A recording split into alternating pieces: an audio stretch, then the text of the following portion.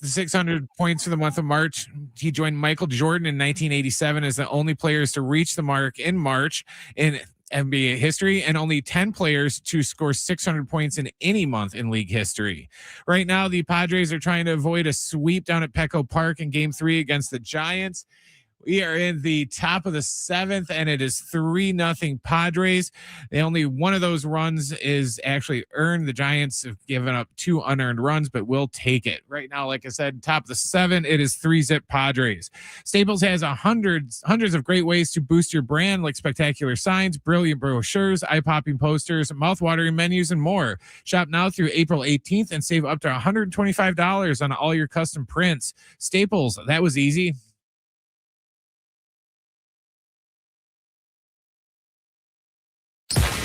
It's Schaeffer and Sliwa. John Schaeffer. When you think about the city of San Diego, some of the worst ownership groups, with the Clippers situation, with the Chargers situation, even the Padres ownership history hasn't always been smooth sailing. San Diego's own Alan Sliwa. I felt like we went through a stage of baseball where everything was so predetermined. Why even have a manager? What's the point of having a manager? Here's Schaeffer and Sliwa.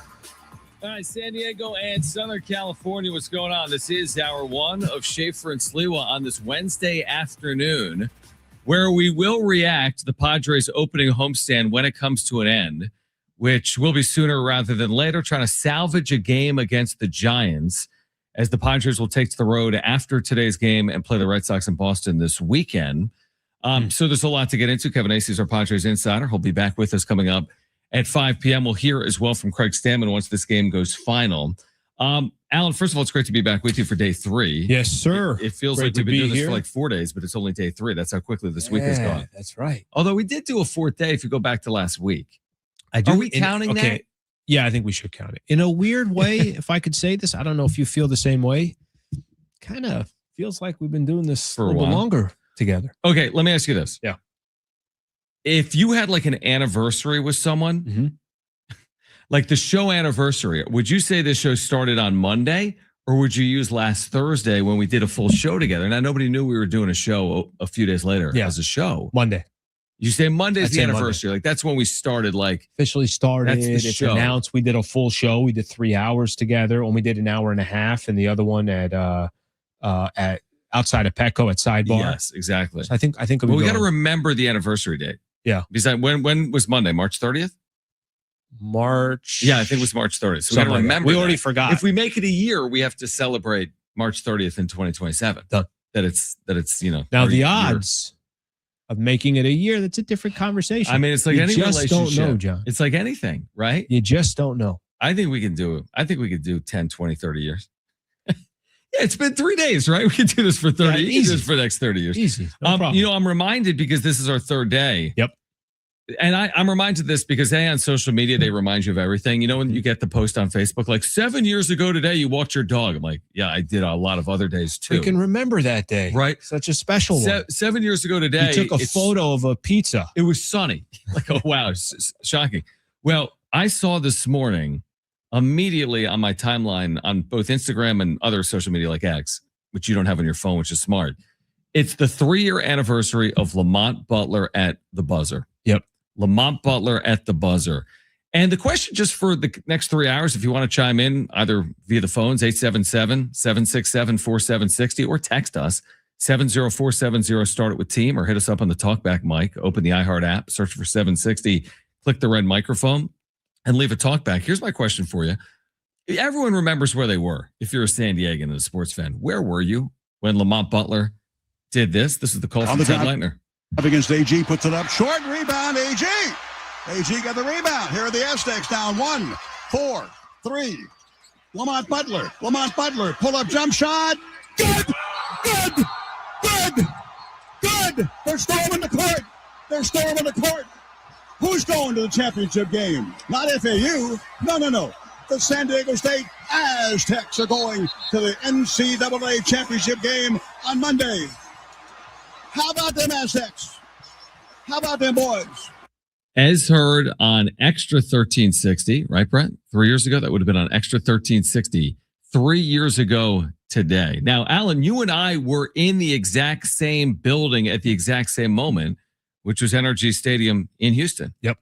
And we saw each other. We talked about that. We actually saw each that other earlier. Yep. prior to this game, right? Prior to the Final Four game or prior to the championship game? I think prior to the Final Four game. Wow. Championship game was a little bit different. I know Final Four, there was a vibe. Oh, it was a Saturday. Oh, yeah. It was all day. You knew you had 2 games that you got to watch. It was a Miami and UConn in the game before. Monday's like nervous energy. It's a championship. It's no longer an event. And it's like, it was just different. You know, the Final Four is an event. Yeah. That's what it is. Everything, you know, is circled around the Final Four.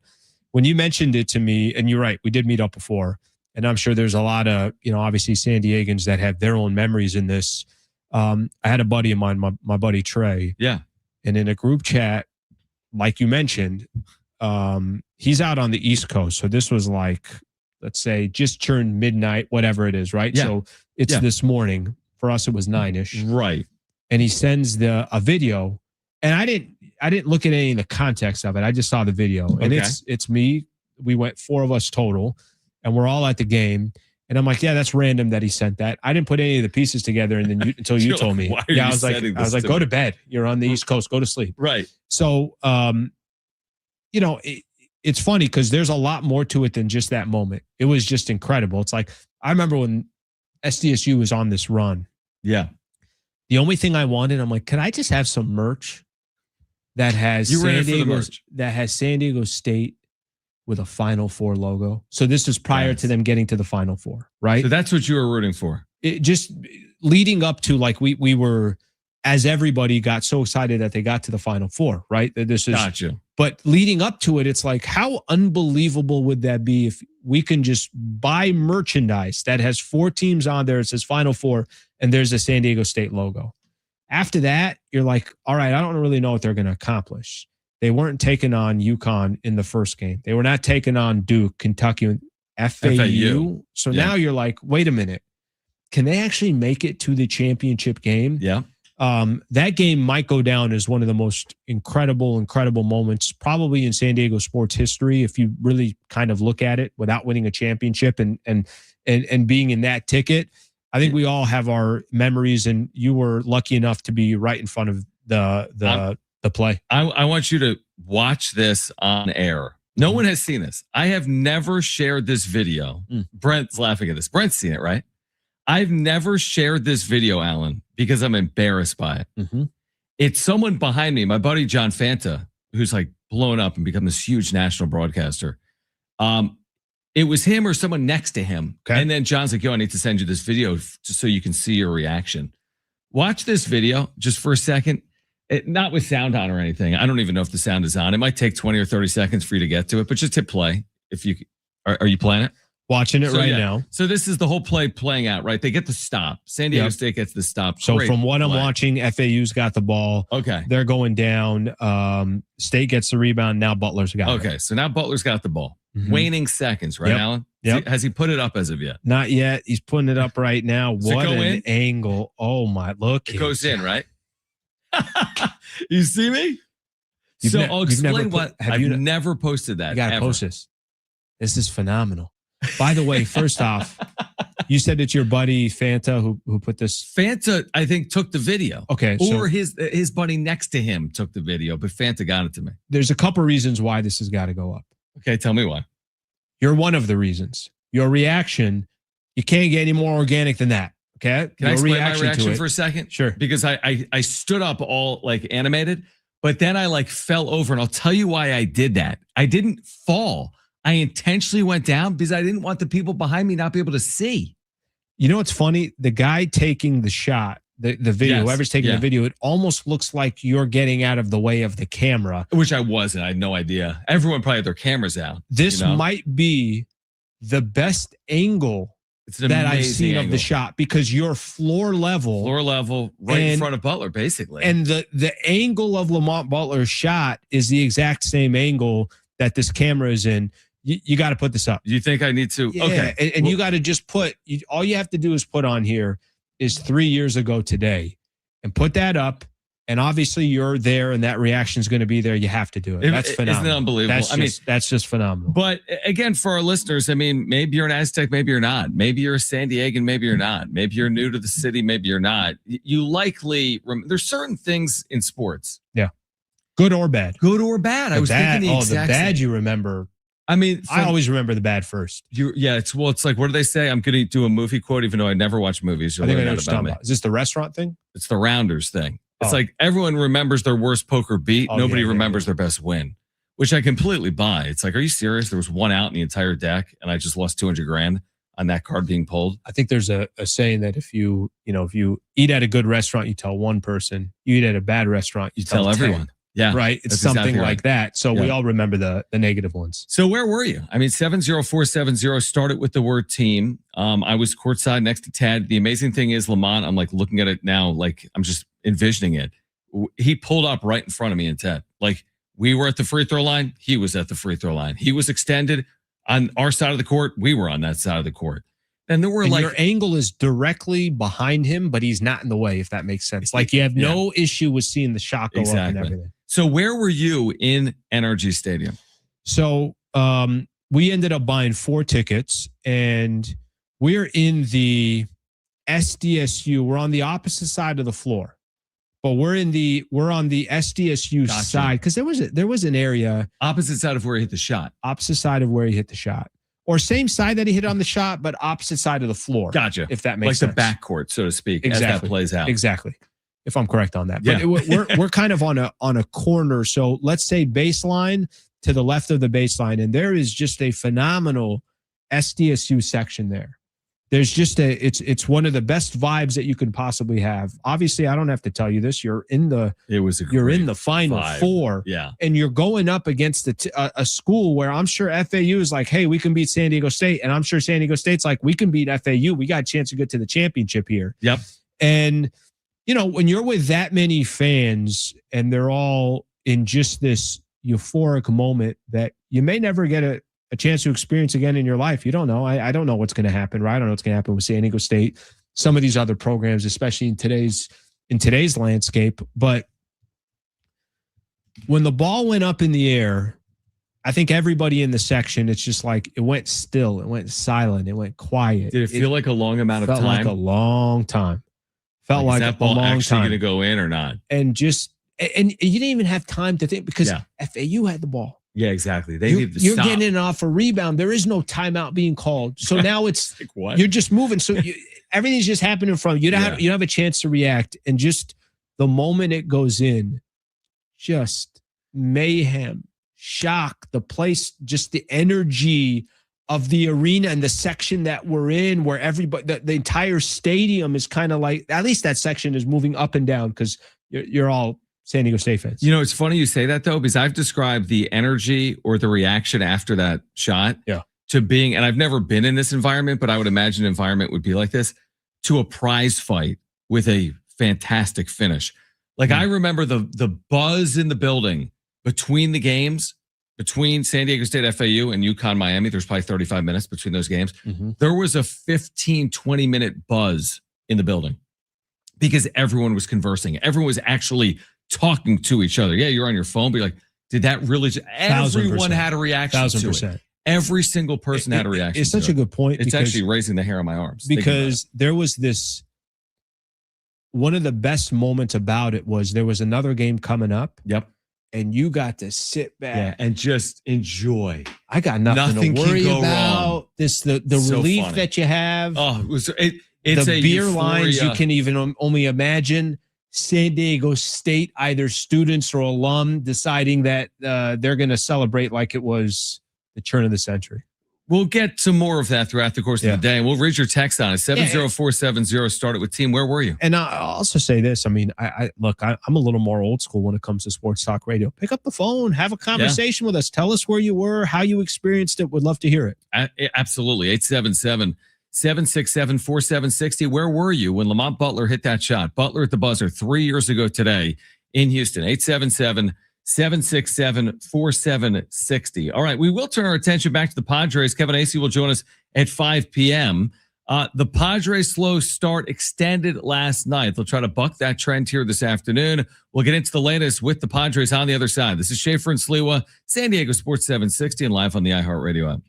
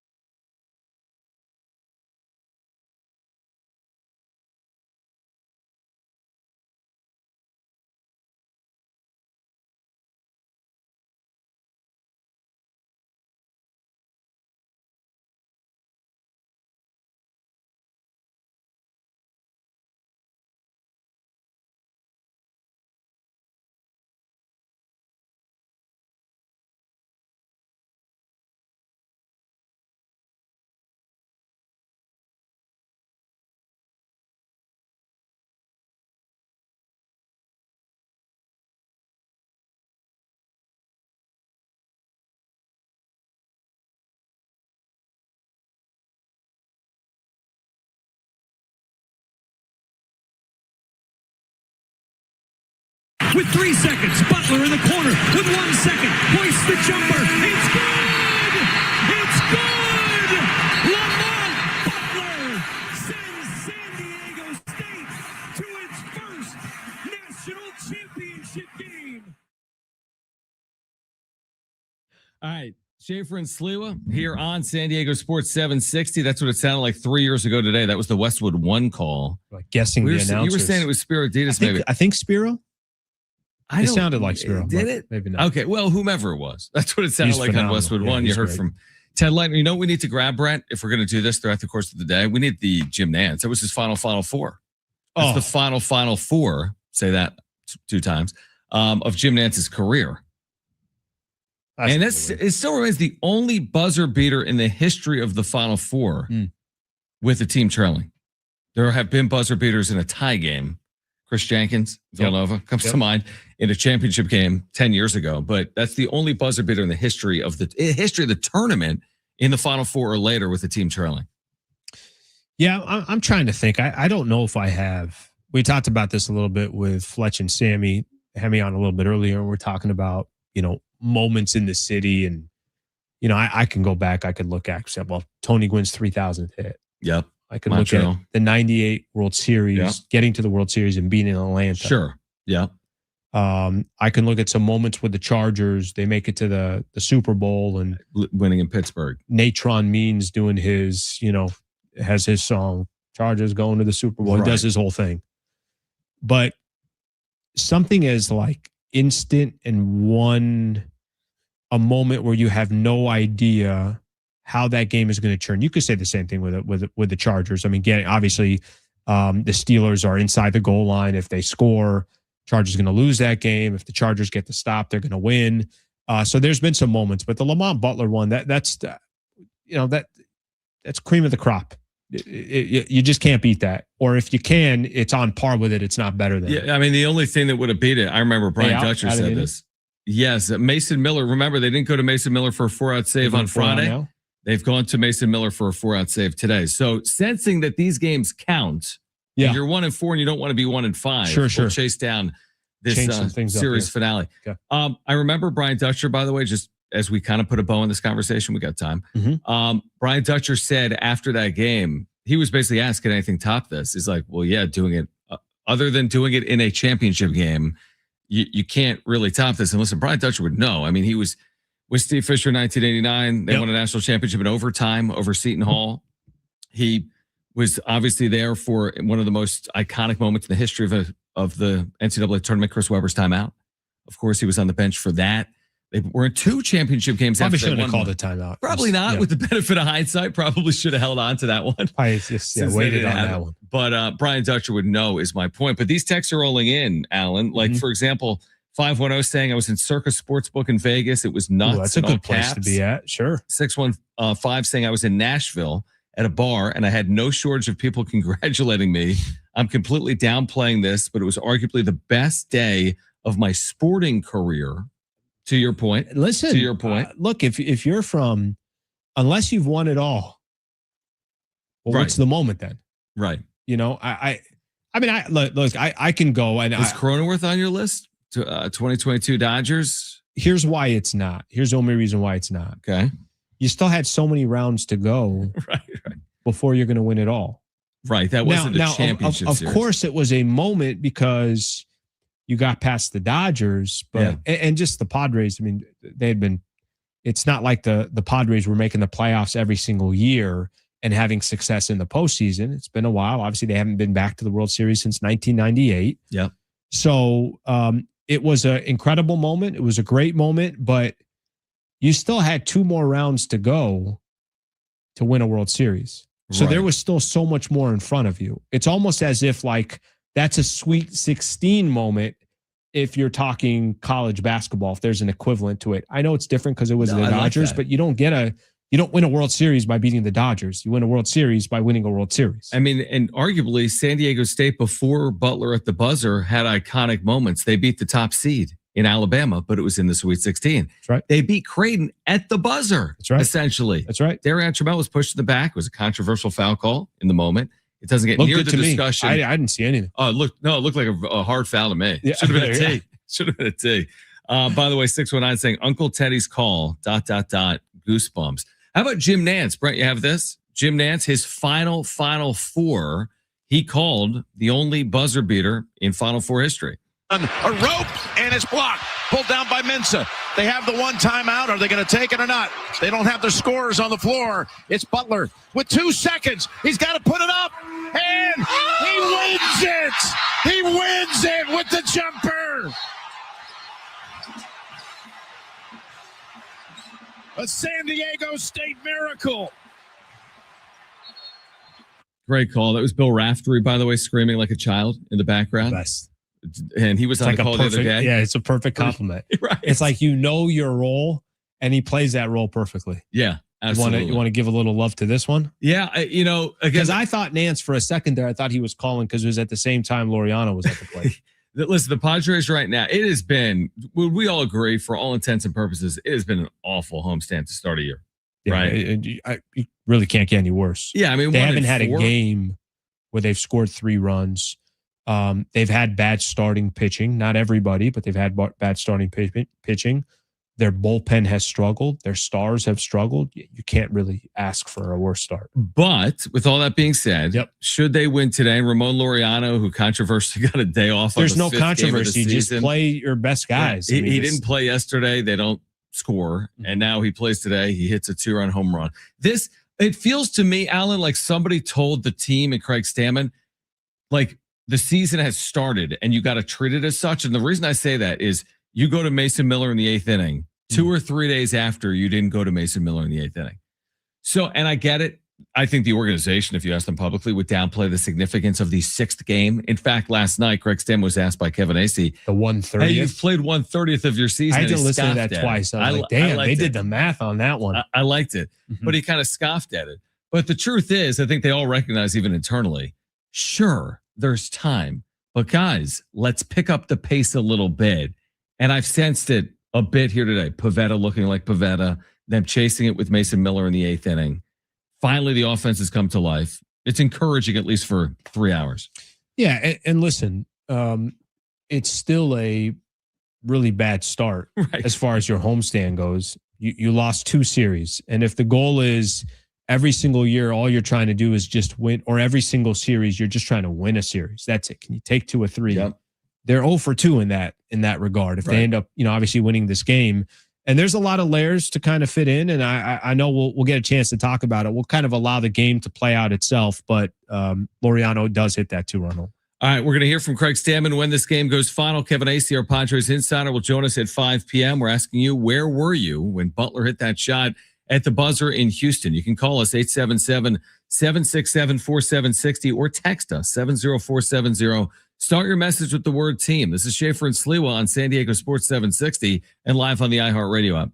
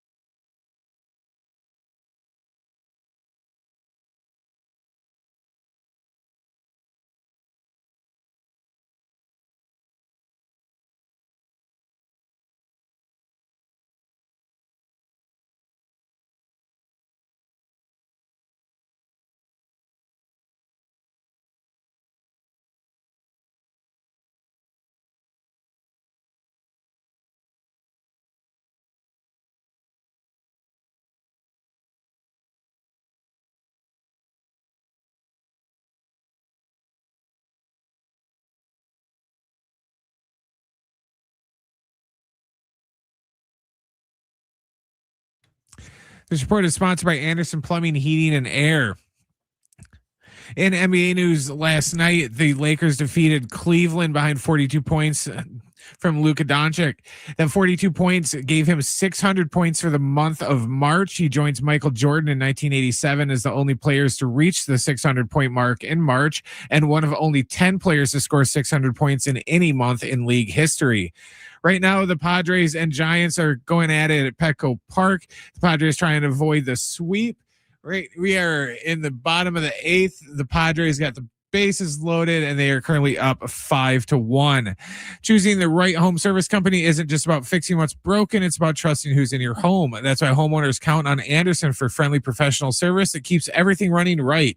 Visit AndersonPHA.com.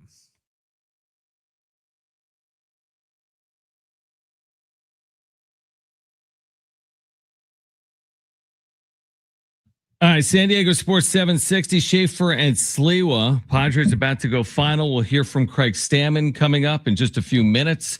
Kevin Acee is our Padres insider. He will join us live on the show at 5 p.m. We do have giveaways for you today. Not for you, Alan. I mean, potentially for you.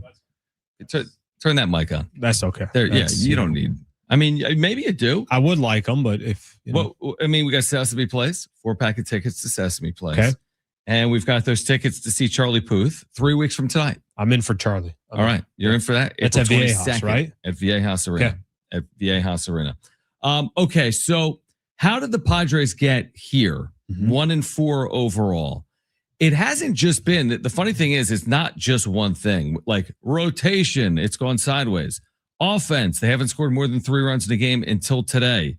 Defense, it's been very sloppy by and large, and was last night. I think when you start like this, when you're at home for 6 consecutive games and you're playing in front of 45,000 people and you start 1-4, it's kind of like I don't even know what the right word is. Like a lot of things have led them here. It's not just one thing that has put them behind the 8 ball so far. Yeah, this is my issue. And I get, everybody's talking about the don't overreact. That's fine. You don't have to overreact, but just look at the product so far. The product hasn't been good. So that's what I think is probably more alarming than anything else. It's like, all right, you mentioned this a couple of days ago. Tatis not challenging what should have been a ball in a key situation. And I think you said something to me. Are you guys ready? Like, has the season started yet for you or hasn't? And the way they've played so far this season, you could look at some managerial decisions. Yes, early on. I don't care. It's okay to just say you question certain decisions so far.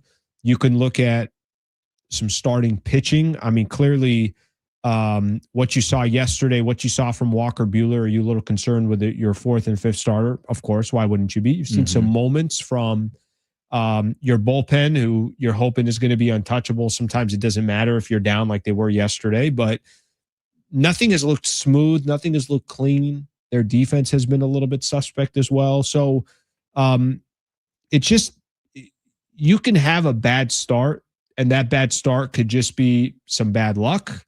It could be, hey, it's baseball. This game could go either way.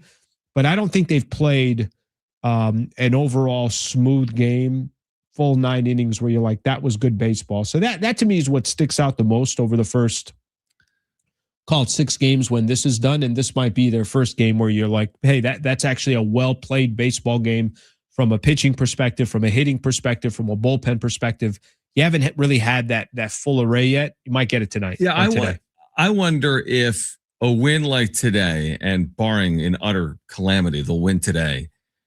Does a win like today take that sour taste away? I mean, again, you can't go back and change what happened. I mean, the win is only worth 1 win, and the 4 losses are 4 losses. So I would say 2-4. I would say no. Again, I'd rather travel across the country winning this game 6-1 as opposed to losing this game 6-1. But I agree in general that even winning this game by 15 runs today, which they may end up doing, it doesn't really take away that they were 14-3 last year. Now, and every year is unique to itself. You don't have to be 14-3. Obviously, they're not going to be. But even, we've talked about, hey, get out of the gates. I think Kevin Acee said on Monday, get out to a 6-6 start. And they can do that, but now they're going to have to do some work on the road. So here's get that taste out of your mouth. The way I think you get that taste, let's say they come back, they follow this up. They win their next 2 games and you're back to 500.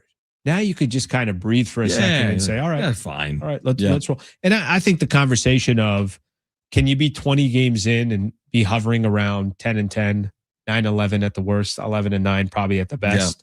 That's all you're asking for. Stay in the mix. That's all you're asking for. Frankly, I think that's what the idea last season was similar, but they jumped out to that 4-3 start, 14-3 start. And after they through 17 games, you're already 11 games over 500. After that, it was kind of mediocre baseball for a stretch. Then you go out and trade the farm, and they struggled after that and never kind of lived up to the expectations that you thought they would. Yeah, I think the issue for me is I tell myself, I did this offseason. I said, I'm going to be patient with Craig Stamon. I'll allow it to play out. It's like I remember my first time doing something or working in a new role. It's like day 10 is different than day 1, and day 100 might be different than day 10.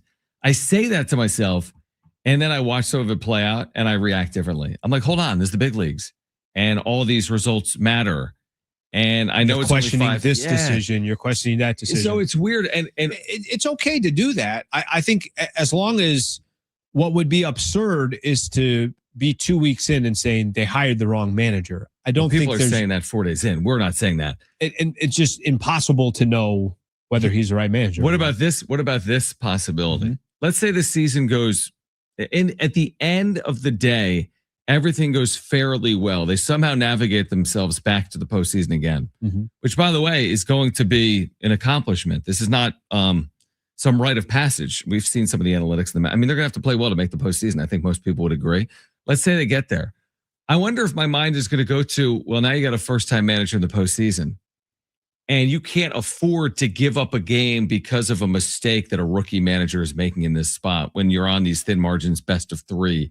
Or best of 5. Do you think that'll be a topic of conversation? I'll give you an example. I think I got a good example. Yeah. And, obviously my coverage of Lakers basketball, I think I have a good example. Yeah, sure. JJ Redick. Last year. First year as a head coach. Walked into the playoffs winning 50 games in the Western Conference. Right. That ain't easy. Right. And if Craig Stamon's able to get into the postseason your first year, that's a great accomplishment. Right. And I think no Padre fan, all you can really ask for is let's just get in and see what happens. That was kind of the mentality a little bit last year. I think after the trade deadline, you raised that mentality and then you were just more disappointed when the dust settled. But JJ Redick got in 50 games in his first year. His first playoff series with home court advantage, was Luka not Doncic, good. LeBron. They were out in 5 games and he got out coached. Right. He did something that you're hoping Craig Stamon doesn't do, is be known for something that's never happened in the history of basketball. JJ Redick, I guess since they, kept the stats or whatever the case is, there was a game 4, a critical game. Lakers are either going to go down 3-1 or they're going to tie the series at 2 apiece. Massive game. Did not make a substitution in the second half. Remember that. Did not make a substitution in the second half. What do they call it? Like kind of like Iron Man? Like Siena did this in the NCAA tournament. They only play 5. Iron 5.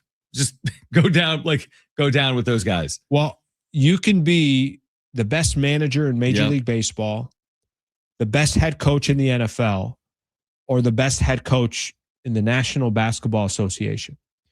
If you're going to do something that no other head coach has ever done in the history of the sport, you better win that game. You better get it right. They didn't.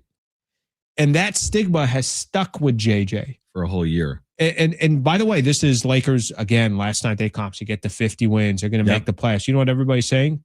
Yeah, but I got to wait till the playoffs to see it. So I think when you bring up the point of it's a first-time manager, there isn't just if you're able to accomplish a great accomplishment of getting to the postseason, then the question comes to this guy's never been to the postseason before. Is he going to know what to do in these circumstance situations? The pressure that's going to be on. Are you playing the Mets or the Phillies or the Dodgers? And are there managers that have that experience? I think that there's going to be a lot of times this Padres season where we're going to say, yeah, but he's a first-time manager. I'll say that. And I'll also probably say, and again, we're getting way ahead of ourselves, right? This is 6 months from today, essentially. But I bet I'll say before their first playoff game in 2026, if they're lucky enough to be in, I'll go right back to 2025 and 2024.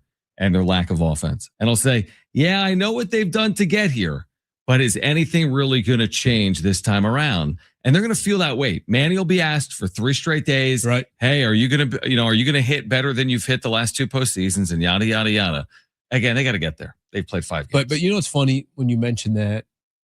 Last season, we're watching just how terrible the offense was. And other than basically Machado's two-run shot, I forget, it was 2-run? Yeah, Maybe I think so in game 2. Yeah, something like that. Other than that, there really wasn't there wasn't offensive moments. Then I remember watching the Phillies play, and all their best bats just went quiet. Yeah. And you've seen this before with other teams as well, with unbelievable players where it goes quiet. Dodgers against the Diamondbacks 3 years ago before these World Series runs. Okay. Yeah. So it's not uncommon. Yeah. The problem is the Padres don't have much margin for error. So it's like everything has got to go right at the right time for them to have a series or 2 run in the postseason, where some of these other teams have enough talent, but they have margin for error. The Padres don't. I agree with you. We'll hear from Craig Stamon hopefully in the next 15 or 20 minutes. Padres and Giants about to go final. Padres hoping to salvage a game from the Giants before they head for Boston. On the other side, we touched on the Lakers a bit. Let's get into the NBA MVP race for a moment and where it stands with just a couple of weeks remaining now in the regular season. We'll do that. We'll hear from Craig Stamon. Kevin Acee will join us live at 5 p.m. This is Schaeffer and Sliwa on San Diego Sports 760 and live on the iHeartRadio app.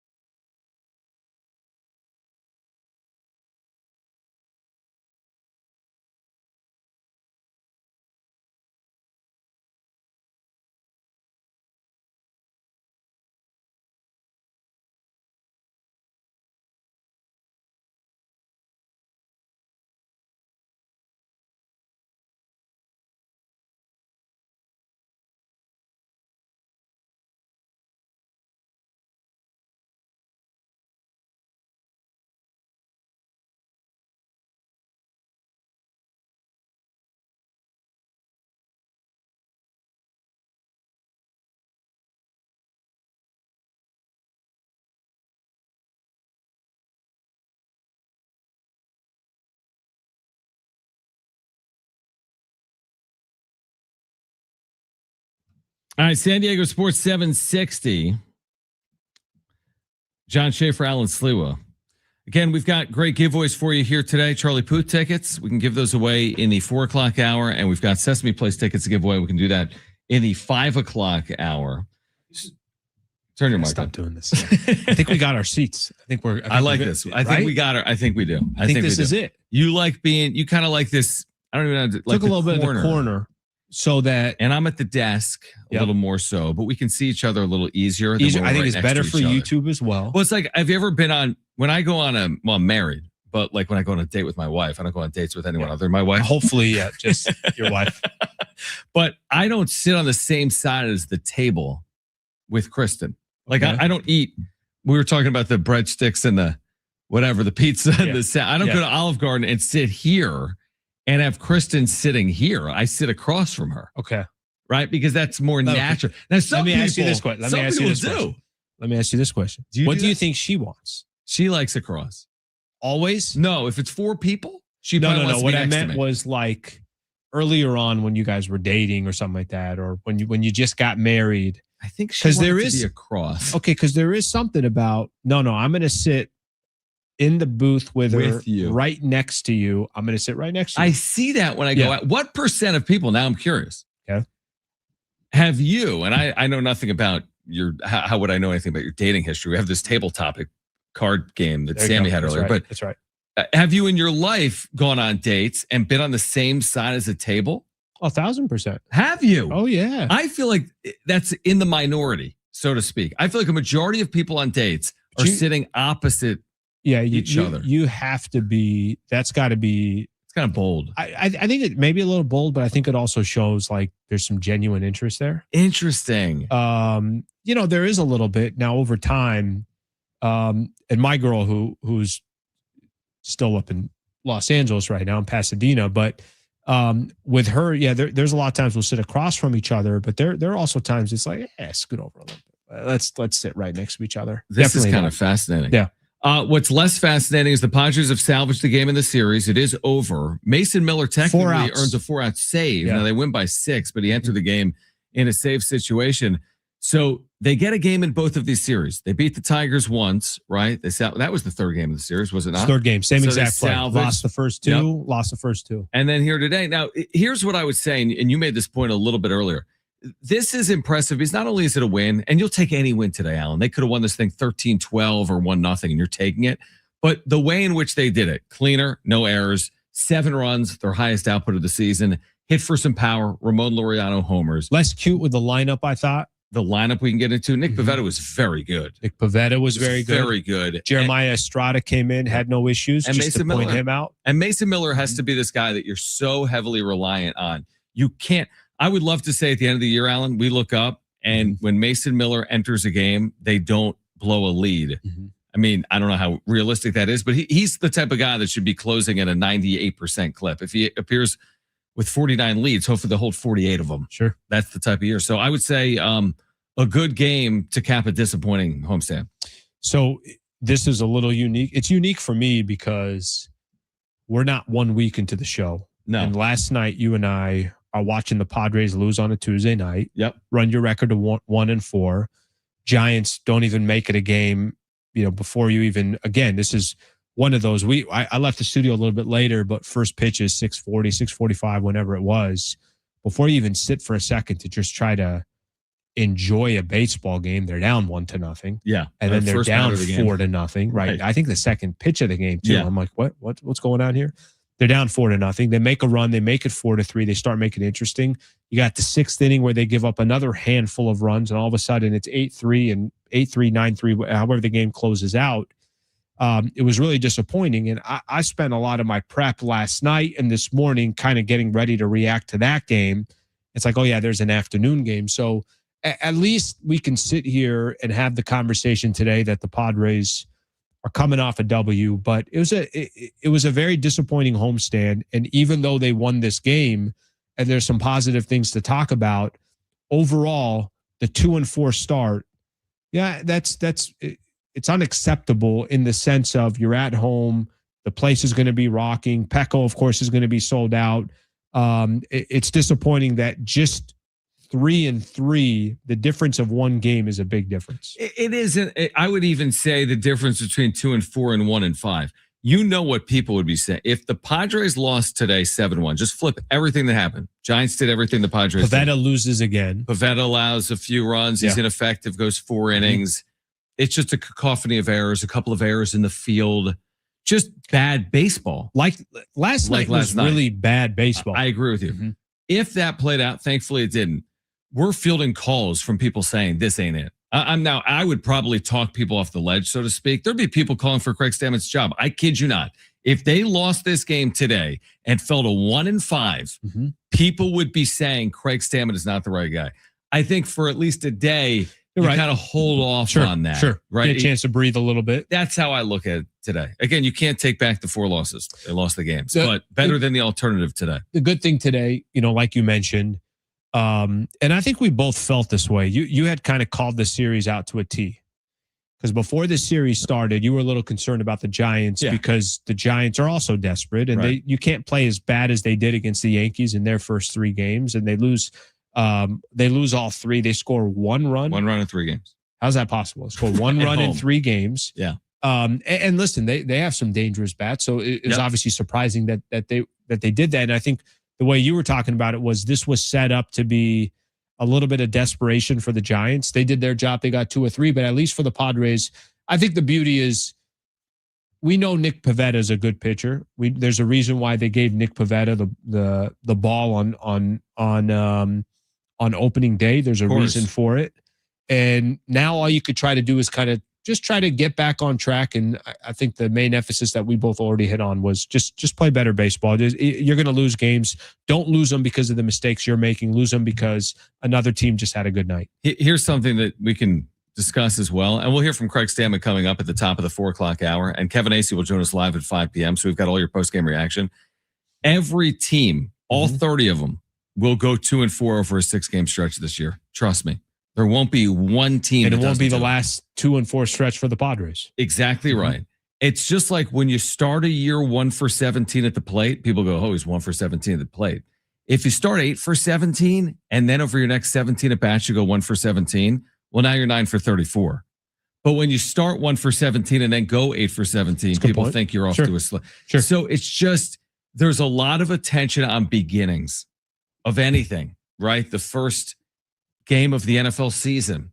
Oh, Chiefs aren't in. They lost their opener. Well, the Chiefs are going to go to the Super Bowl. Relax. It's 1 game. So that's how I kind of feel about this 2-4 homestand. I can't make I can't jump to a conclusion as of yet. You don't have to jump to a conclusion, but give me your knee-jerk reaction.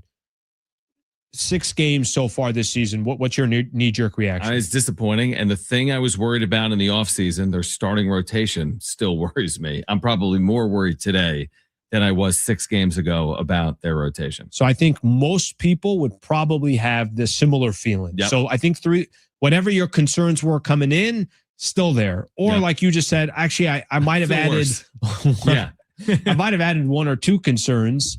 And the disappointed part of it, I think that all plays together. I think that's if you had to give just a brief description in a couple of sentences for the Padres, that's probably how most people feel. We're going to hear from Craig Stamon, Padres first-year manager, coming up on the other side. We'll get to the wrap in the 4 o'clock hour. We will give away both Charlie Puth tickets and Sesame Place tickets. And Kevin Acee will join us coming up at 5 p.m. live, our Padres Insider. Hour 2 of Schaeffer and Sliwa on San Diego Sports 760 and live on the iHeartRadio app is next.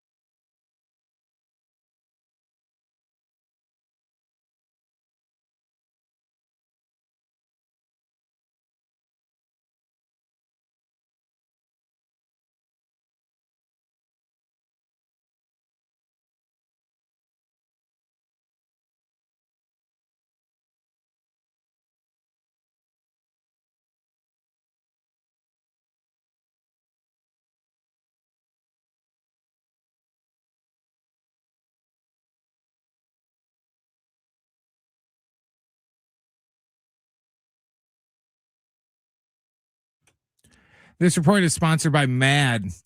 The Padres defeated the Giants 7-1 down at Petco Park to avoid the sweep. Nick Pivetta got the win, and Mason Miller picked up his second save of the year. For victims of drunk and drug driving, your grief is unique, but you're not alone. You always have a place at MAD. Call the 24-hour victim helpline at 877-MAD-HELP or visit mad.org.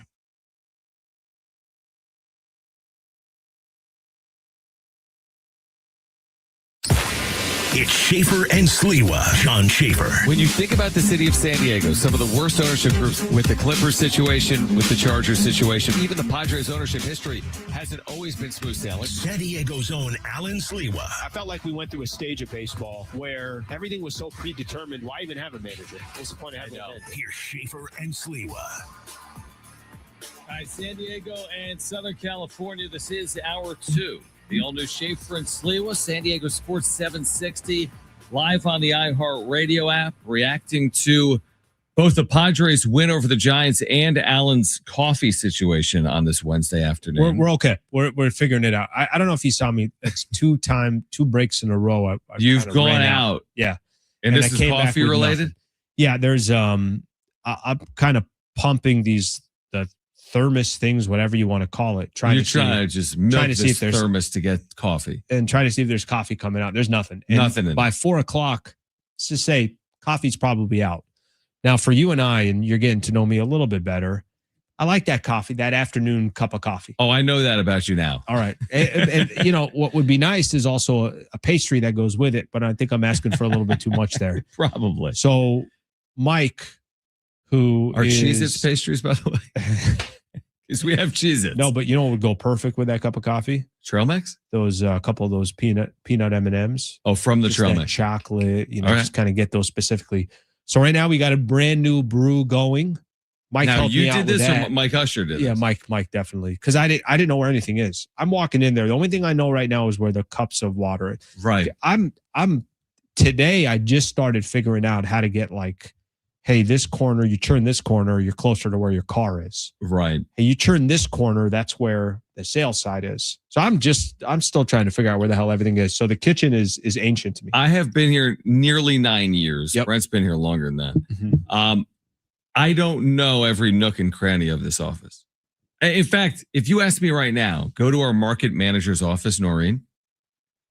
I'm not 100% certain I know exactly where Noreen's office is.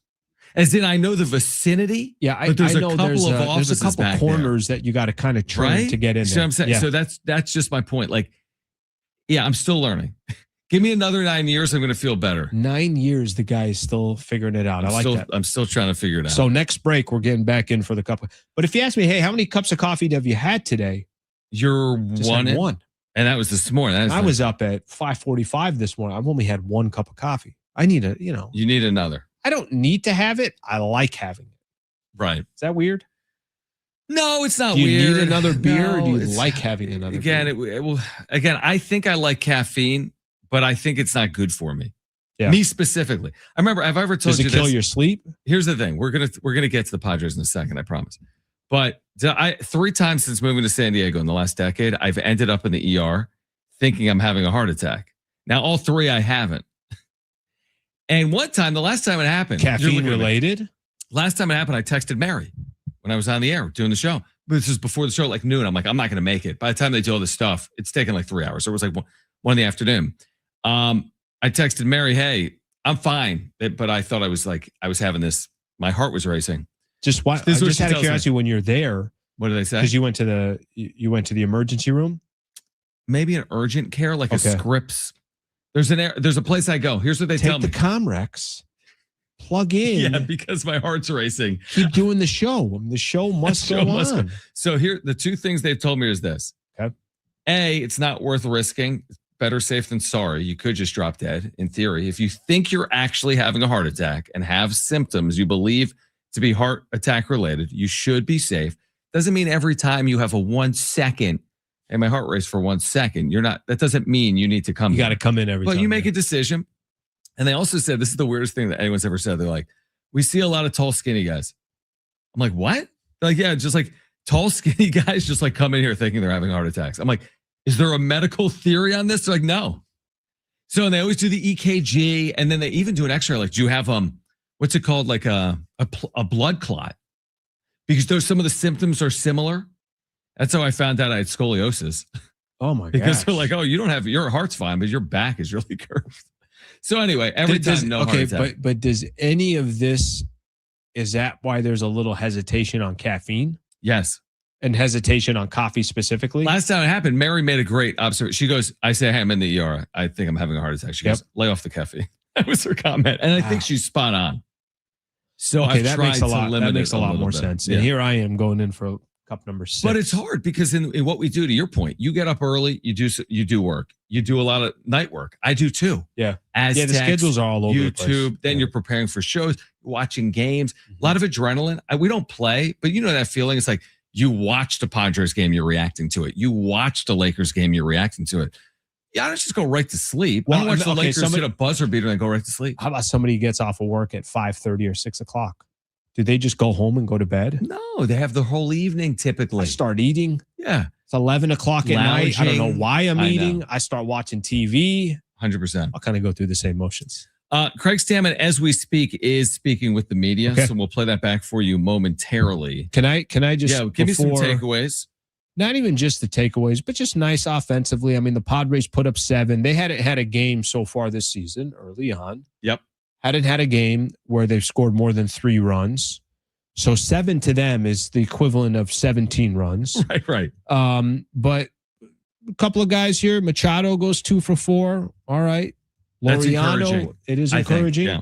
Laureano, who was left out of the lineup, and everybody's still asking the question, let's not get too cute here. Let's just have Ramon Laureano in the lineup. Goes 2 for 4, has the 2-run homer. And then this may be just as important as anybody else getting a couple of hits tonight or today. Gavin Sheets goes 2 for 3. So Gavin Sheets, productive, and he has not been productive so far. So good to see a couple of these guys get going. I'd really like to see Freddie Fermin get going. He hasn't got going at all. So right now you've got nothing early on out of your catcher spot.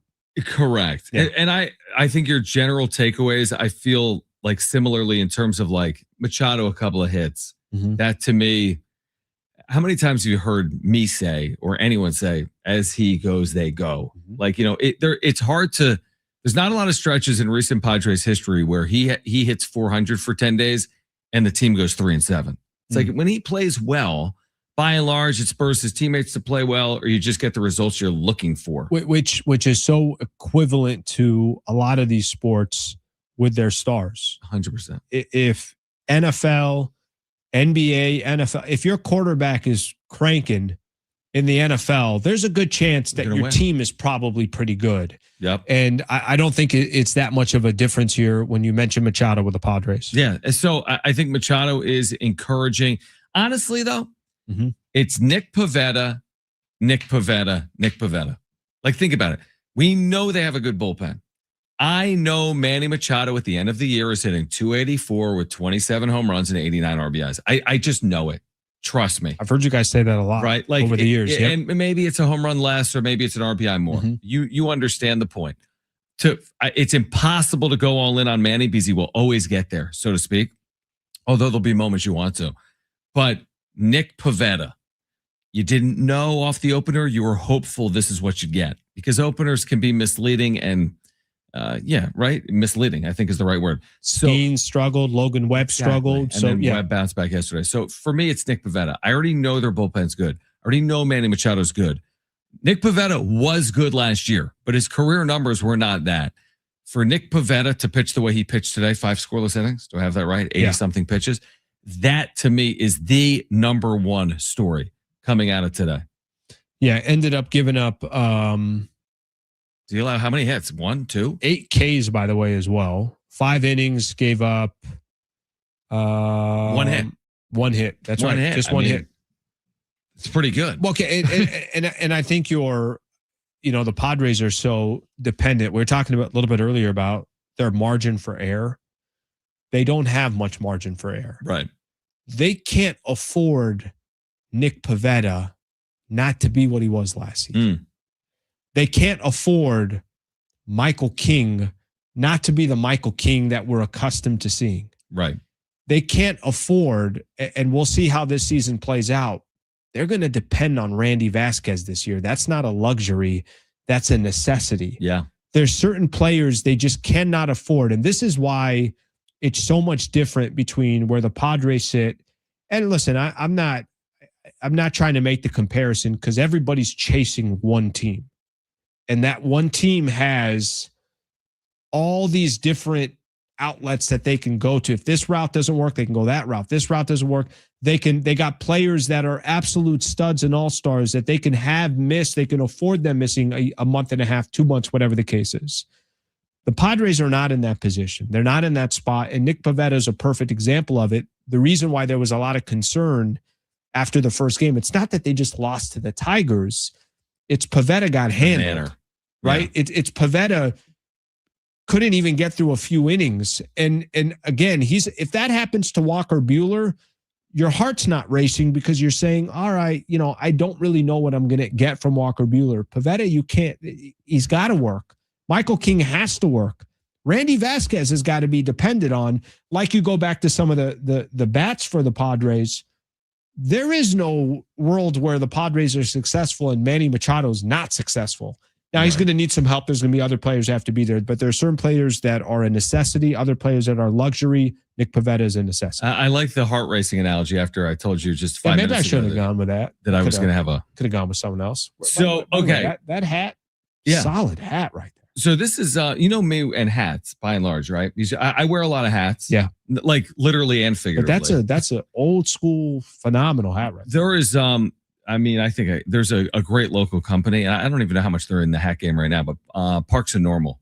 Okay. And they make some really unique Padres style caps. But I love Padres caps. Yeah.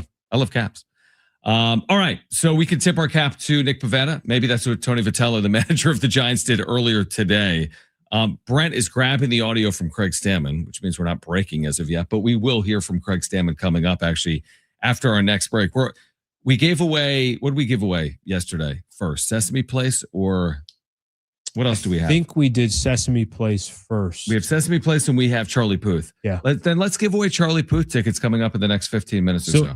We'll give away Charlie Puth tickets. Again, that's going to be at Viejas Arena in 3 weeks on April 22nd. And then in the 5 o'clock hour, we'll give away a family 4-pack of tickets to Sesame Place. Kevin Acee is going to join us live. His thoughts on the opening homestand as he gets set to jet set for Boston. The Padres will be in Boston. They play a morning game on Friday, by the way. Okay. It's 2 o'clock, I think, in Boston, but a morning game on Friday. So Kevin will join us live at 5 p.m. We will hear from Craig Stamon, his post-game comments with the media. You'll hear him next right here on Schaeffer and Sliwa, San Diego Sports 760 live on the iHeartRadio app.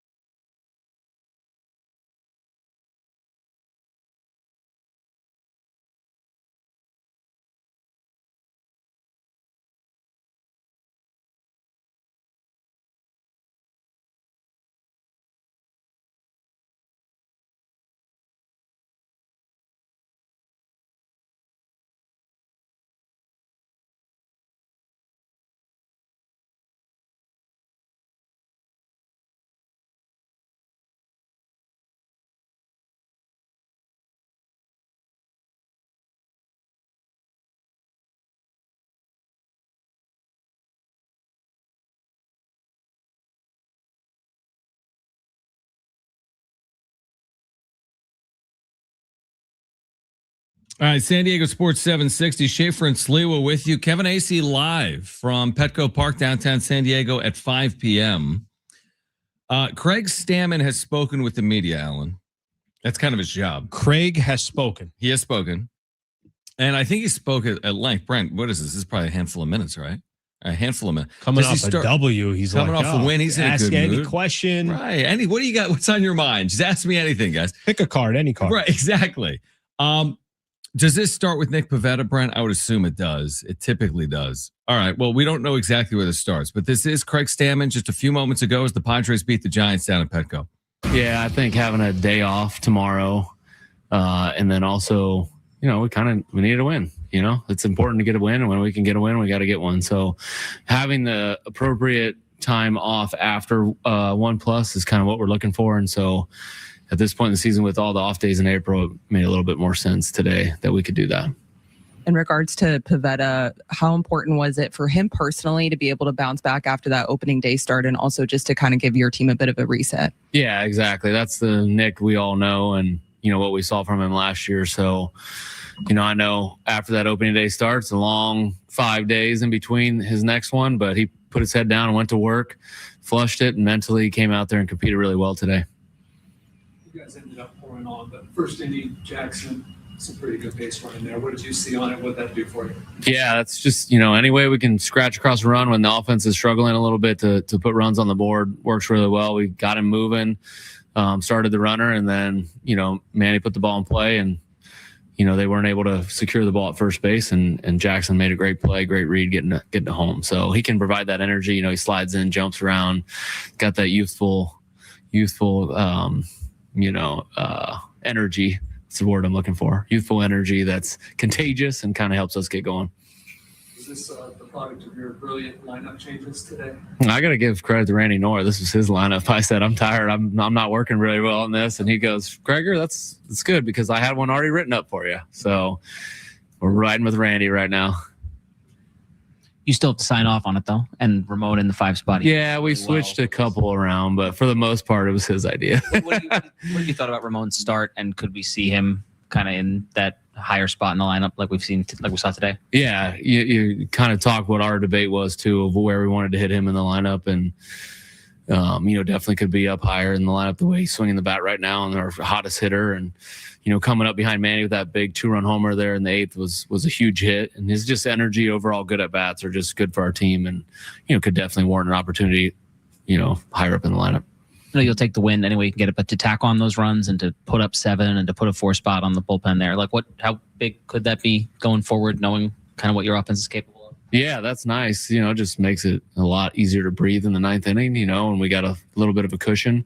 I think the biggest decision was leaving Mason in the game for that 9th inning to get the save or to, have somebody else close it out. But, just being able to tack on and continue to add runs. We scored in the 1st, and I think we scored in the 5th and the 6th and then the 8th. So that's how you win ball games, is continually to put pressure on the other team and then getting a couple scratch across. Was that 1 or 2 more, and it wouldn't have been Mason? Yeah, probably. We were probably saying 1 more, just because it was such a long time and the pitcher injury and bringing in a new guy. But that quick double play kind of ended that discussion. Do you feel like you already found something for this line? How much more experience do you foresee? Yeah, I mean, what would you say? We're 1/30th out of the way. There's probably be a lot. 1/32nd. So we got, 30 seconds left. So I doubt that we'll have one lineup for the rest of the season. Guys will get hot, guys will get cold, and we've got to adjust accordingly. What about specifically a leadoff spot? I feel like that's where you're still going to be unclear for a while. Still going to experiment quite a bit there. Yeah, I mean, I think like Tatis is the easy one to put there. That's just the easy one. And, we experimented a little bit early if not having him in the leadoff spot. Will he be there the entire year? We'll see, but he'll be there a lot of the year. That's just that's how the plan was going in. And, today against a righty, it was the first time he batted leadoff, looked pretty good. And like Jackson in the 3-hole, that we liked what that looked like. So, slowly but surely putting it together the way we want it. Was that Randy? Fernando at the top? Yeah. And I think a little bit of all of us kind of like, all right, how do we get this thing jump started a little bit, Is that, you saw the return of Nick some guys getting it going, though. Is that what you really take away from today, like that can carry forward? Yeah, I think today was an example of what we could be at the type of team that we, expected and have, expected in spring training, what we saw in spring training a lot. And then they were able to play a little bit looser today and have some fun. And it's a lot easier when you get a starting pitcher that goes 5 shutout. Put your team in a good position, gives our offense a little bit chance to breathe and don't feel like they have to get a hit every single at bat. What is the value of a win like this after a homestand that was tough with points and not going on the road? Yeah, it's always good to end on a win. It's always good to have a happy flight. Sets us up for a nice road trip going to Fenway Park and going to the home opener in Boston, and then finish it up with Pittsburgh, then get back home to some home cooking. So we're going to play better here at Petco. That's what we've done in the past, and we're going to continue to do it. This was probably an outlier week for us. What did you think of the crowd today? 6 straight sellouts to start the season. Yeah, it's sometimes you take it for granted. It's what we come to expect, but this fan base is pretty awesome, and they are a home field advantage for us. When we get cooking like we were, the guys are running the bases and the other team's throwing the ball away, you can definitely feel that energy and feel that support behind us. Spring training is one thing, but what have you kind of learned about yourself as a new manager these first few 6 games? I think the biggest thing is just learn to be yourself. And Randy keeps telling me, don't do it. Don't second guess yourself. Don't do it. That's what keeps telling me, don't do it. And, I found some things that helped me move on from certain decisions that maybe could have went a different way, but you can always play the second guessing game. I'm second guessing myself probably more than anybody, but I think that's a healthy, and it helps me learn and then helps us make us better as we go. I found that to be, Alan, and we can get into it on the other side, pretty telling and honest and candid there from Craig Stamon, right? Yeah, we're all kind of learning about Craig Stamon. We don't have whatever of him as a player. A manager is a completely different role. It really is. Right? Of course it is. And he's the head of the Padres right now from that perspective. And I will say, and you said something when he had a couple of answers, very honest. Very honest. And comfortable. And not in a bad way. I think people who can be that honest and maybe vulnerable, if that's the right way to put it, they're secure with themselves. Yes. Knows he's not perfect. Yep. You heard what he was saying about the lineup. He's like, Randy Noor wrote the lineup, his bench coach. He's like, I didn't even write it. Hey. By the way, I looked before we started, you and I were doing some prep, and I said, I'm like, hey, I kind of like this lineup. Yeah. We're not giving that credit to Craig Stamon because it wasn't his idea. But anyways, I think long story short, it's a little bit refreshing to hear a manager be honest. Now, at the end of the day, you're still going to be judged on how many games you win, how many games you lose. You make the postseason, do you not?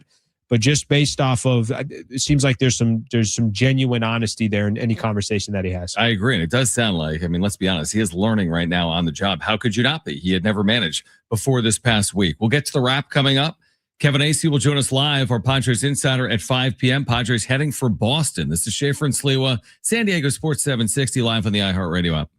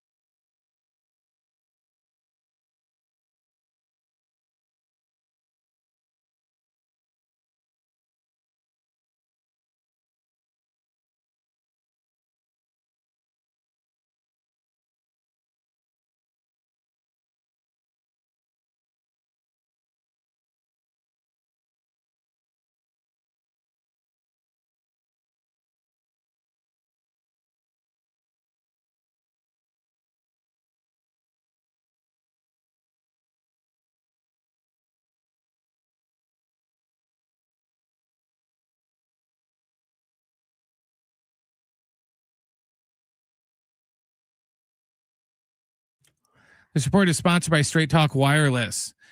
The Padres avoided the sweep today down at Petco, defeating the Giants 7-1. Nick Pivetta picked up the win, and Mason Miller picked up his second save.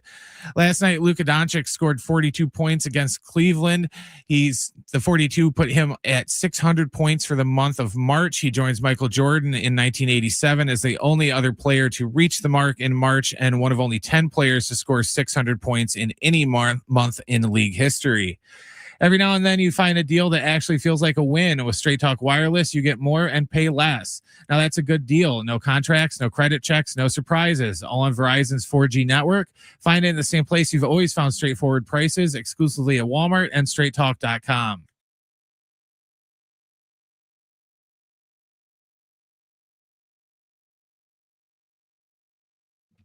All right, San Diego Sports 760, Schaeffer and Sliwa. We've got Kevin Acee, our Padres insider, coming up in 30 minutes. We'll give away these Charlie Puth tickets within the next 10 minutes, right? If I remember, we'll give away these Charlie Puth. Everyone remind me, whether it's Brent or Alan, please remind me. We'll give away these tickets coming up, again, within the next 10 or so minutes. Padres beat the Giants, and they do so convincingly. They're heading for Boston. They're 2-4 overall. And right now, let's get to this. It's time for the wrap. Presented by Sombrero Mexican Food. Check out their website at sombreromex.com. Who should be NBA MVP? Who should be NBA MVP? You know, it's funny. Usually this doesn't have legs like this. This year, it's like a very polarizing, controversial, and maybe because Luka's in the mix and maybe because the Lakers side of it, everybody gets, and I don't think it's that big of a deal, but the fact that so many people are going out of their way to talk about why Luka shouldn't be MVP rather than just kind of explaining why Shea is better or Wemby or some of these other guys. If I had to pick one, you know what? I'm going to do something a little different. I think I would go Wemby. I'll go Wemby because nobody was expecting the San Antonio Spurs to be the number 2 seed in the Western Conference. They've already beat the Oklahoma City Thunder. They have the series record against them. I think they have the second best record in the NBA. San Antonio is much further ahead than we thought they were going to be, and it's because of Victor Wembanyama. I'll go Wemby. Can I ask you a question that has been posed a lot on this station? This has nothing to do with that.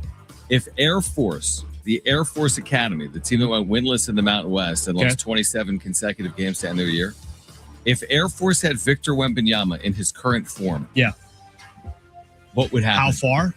Yeah. What's the result? Well, definitely. That's a fun topic. No question about it. Of course, they're in the tournament. So now you're starting to ask yourself, how far in the tournament are they? Does Air Force have... They had not much. Do they have, like, anything decent at all?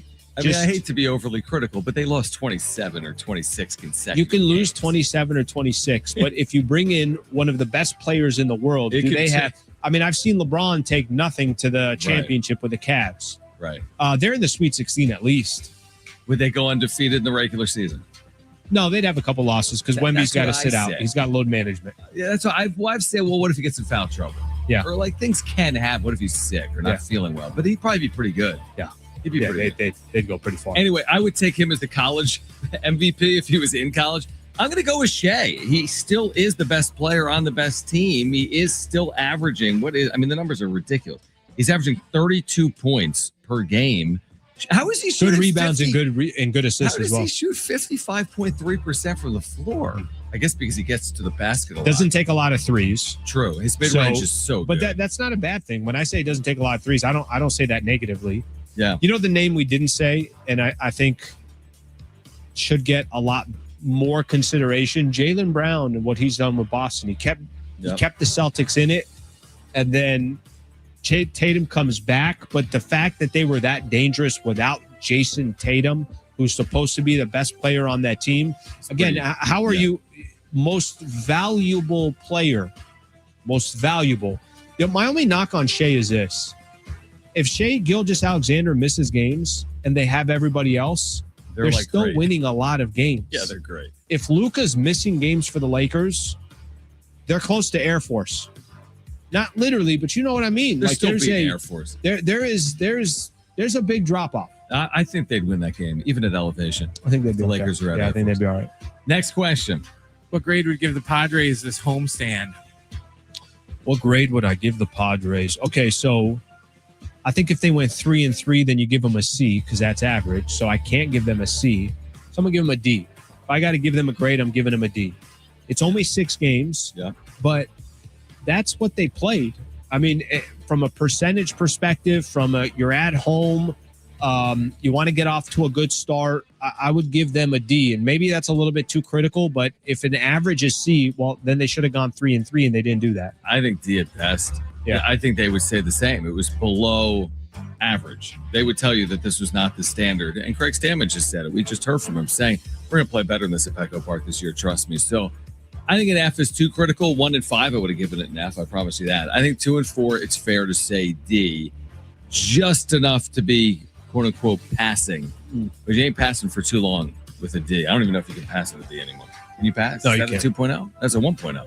D's get degrees. D's, all right. Do D's get Do degrees? I've never heard that. I've never heard D's that line passing, before. barely. It's kind of How's a D passing. passing?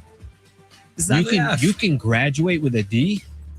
Yeah. What bar have we gone to? I mean, yeah. It's like giving how they have the restaurants, you got your grades out there. You Yes. get a B and it's a Michelin star. No, you can't be a B. Do you eat at the sanity. restaurant with the C's? I don't think you can. But what if you're God hungry? bless all those that are out there that Yeah, you got to they get post- that grade back up. Yeah, I don't you gotta think you get it up. can. Even if you're hungry, And would it you? is pretty funny. No, I don't think I would. It's pretty funny too because they're like creatively are trying to they'll hide move it them. behind. Oh, yeah. Oh, it's There's a behind the- plant here Yeah, and this or the that. cat with the paw. Next, you know what? I love the cat with the paw. Next question. That's for fortune. Right. That's It's good like you put fortune the there. cat in front of the sign. You're looking more at the cat than you are at the grade. I don't even know why. Next question. Where does Lamont Butler's Oh, shot that's good. rank amongst biggest moments in San Diego sports history? That was 3 years ago today. So we Yeah, touched 3 on it. years. 3 years ago today, we were both there, so we were Yep. talking a little bit about that. Lamont Butler's shot, where does it rank in? I It's a would good say it's not. Is it top 3? It's not past 5. Is it top 3? Are you counting like Steve Garvey? You know, like in 84? Here's my problem with counting a moment. The Yeah. moments I'm going to put in there is you get a stop to get to the Super Bowl. You get the final out to go to the World Series. Yeah. Those are the only places it could be in because Lamont Butler hit a shot to get you to the national championship. Now, if you want to put if you want to put Tony Gwynn's 3,000th hit, if you want to put LaDainian Tomlinson breaking the record for most touchdowns in a season. But then are you putting Joe Musgrove's no-hitter? But Musgrove was a cool moment. That's a cool moment. But I'm not. First ever. I'm not. I can't because these are team sports and it's how far your team goes. That's why I'm not putting Cronenworth in there because you still had 2 more rounds after you beat the Doppers. I would just say this. By the way, we got it. Can I just say this? And this is going to be a hit on our sports market, right? Because we are all here representing San Diego, and I'm from San Diego. Yeah, we got to get our freaking moments up because all of this, you have to have a chip under your belt. Right, you need more moments. You have We to have need a more chip moments. under your belt. Listen, I won't die on the hill that it's the best sports moment in the history of San Diego sports because that's too much for me to say. I don't have the perspective on it, truthfully. I'm sure there's other moments that would rival it, but to me, it's hard to say definitively anything's better. Special moment. So it's on par with basically anything that's ever been done. You can't get at a higher really. stage in college basketball. You can't. There's no higher stage other Without than the doing it in a championship. championship game. So for me, it is right there, and it's something I will remember until the day I die. It'll be a moment I remember. I tried pitching you on getting that video out. How do you feel? How do you feel? Give us a percentage chance. I'm not a pusher here. I'm going to let you do your thing. Do we have a 25% chance that you'll put out that video? There's a video of when Lamont hit the shot of me literally falling over out of my chair that I've never posted publicly. I would say this. If Schaeffer and Sliwa on Instagram and Twitter get to a certain threshold of followers, I could do it. Now, I don't know what that is, and that's unfair. But it's a good reminder to follow us on social media. At Schaeffer and Sliwa on Instagram, at Schaeffer and Slee on Twitter. How about that? Yeah, because you wanted me to have less space in there. That's what you told me when you were putting it together. So, yeah, we're not putting your full last name, and that's a joke. I'm Sleaze not doing enough. that show. Yeah, sleaze enough. Next question. Is Ramon Laureano the best hitter on the Padres? Good question. Arbitrary. He's not the best hitter, but he is such a key piece, I think, to this Padres team. Probably a player that's talked about the least that can potentially have the most impact. I mean, how devastating was it last season going into the postseason, and Ramon Laureano is not available against the Chicago Cubs? I don't know if they win that series, if he is available, but I could tell you that he was going to have moments in that series. Yeah. Whether it's a big hit, whether it's a big home run, he was going to have moments. And what was the biggest problem with the Padres? They couldn't score any runs. He's a critical piece, but he's not Manny Machado. He's not Tatis.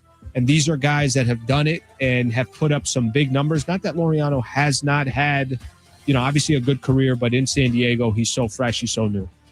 I agree with you. I think he's a critical piece, like a glue guy or Swiss Army knife guy. And those pieces are critical to winning or losing.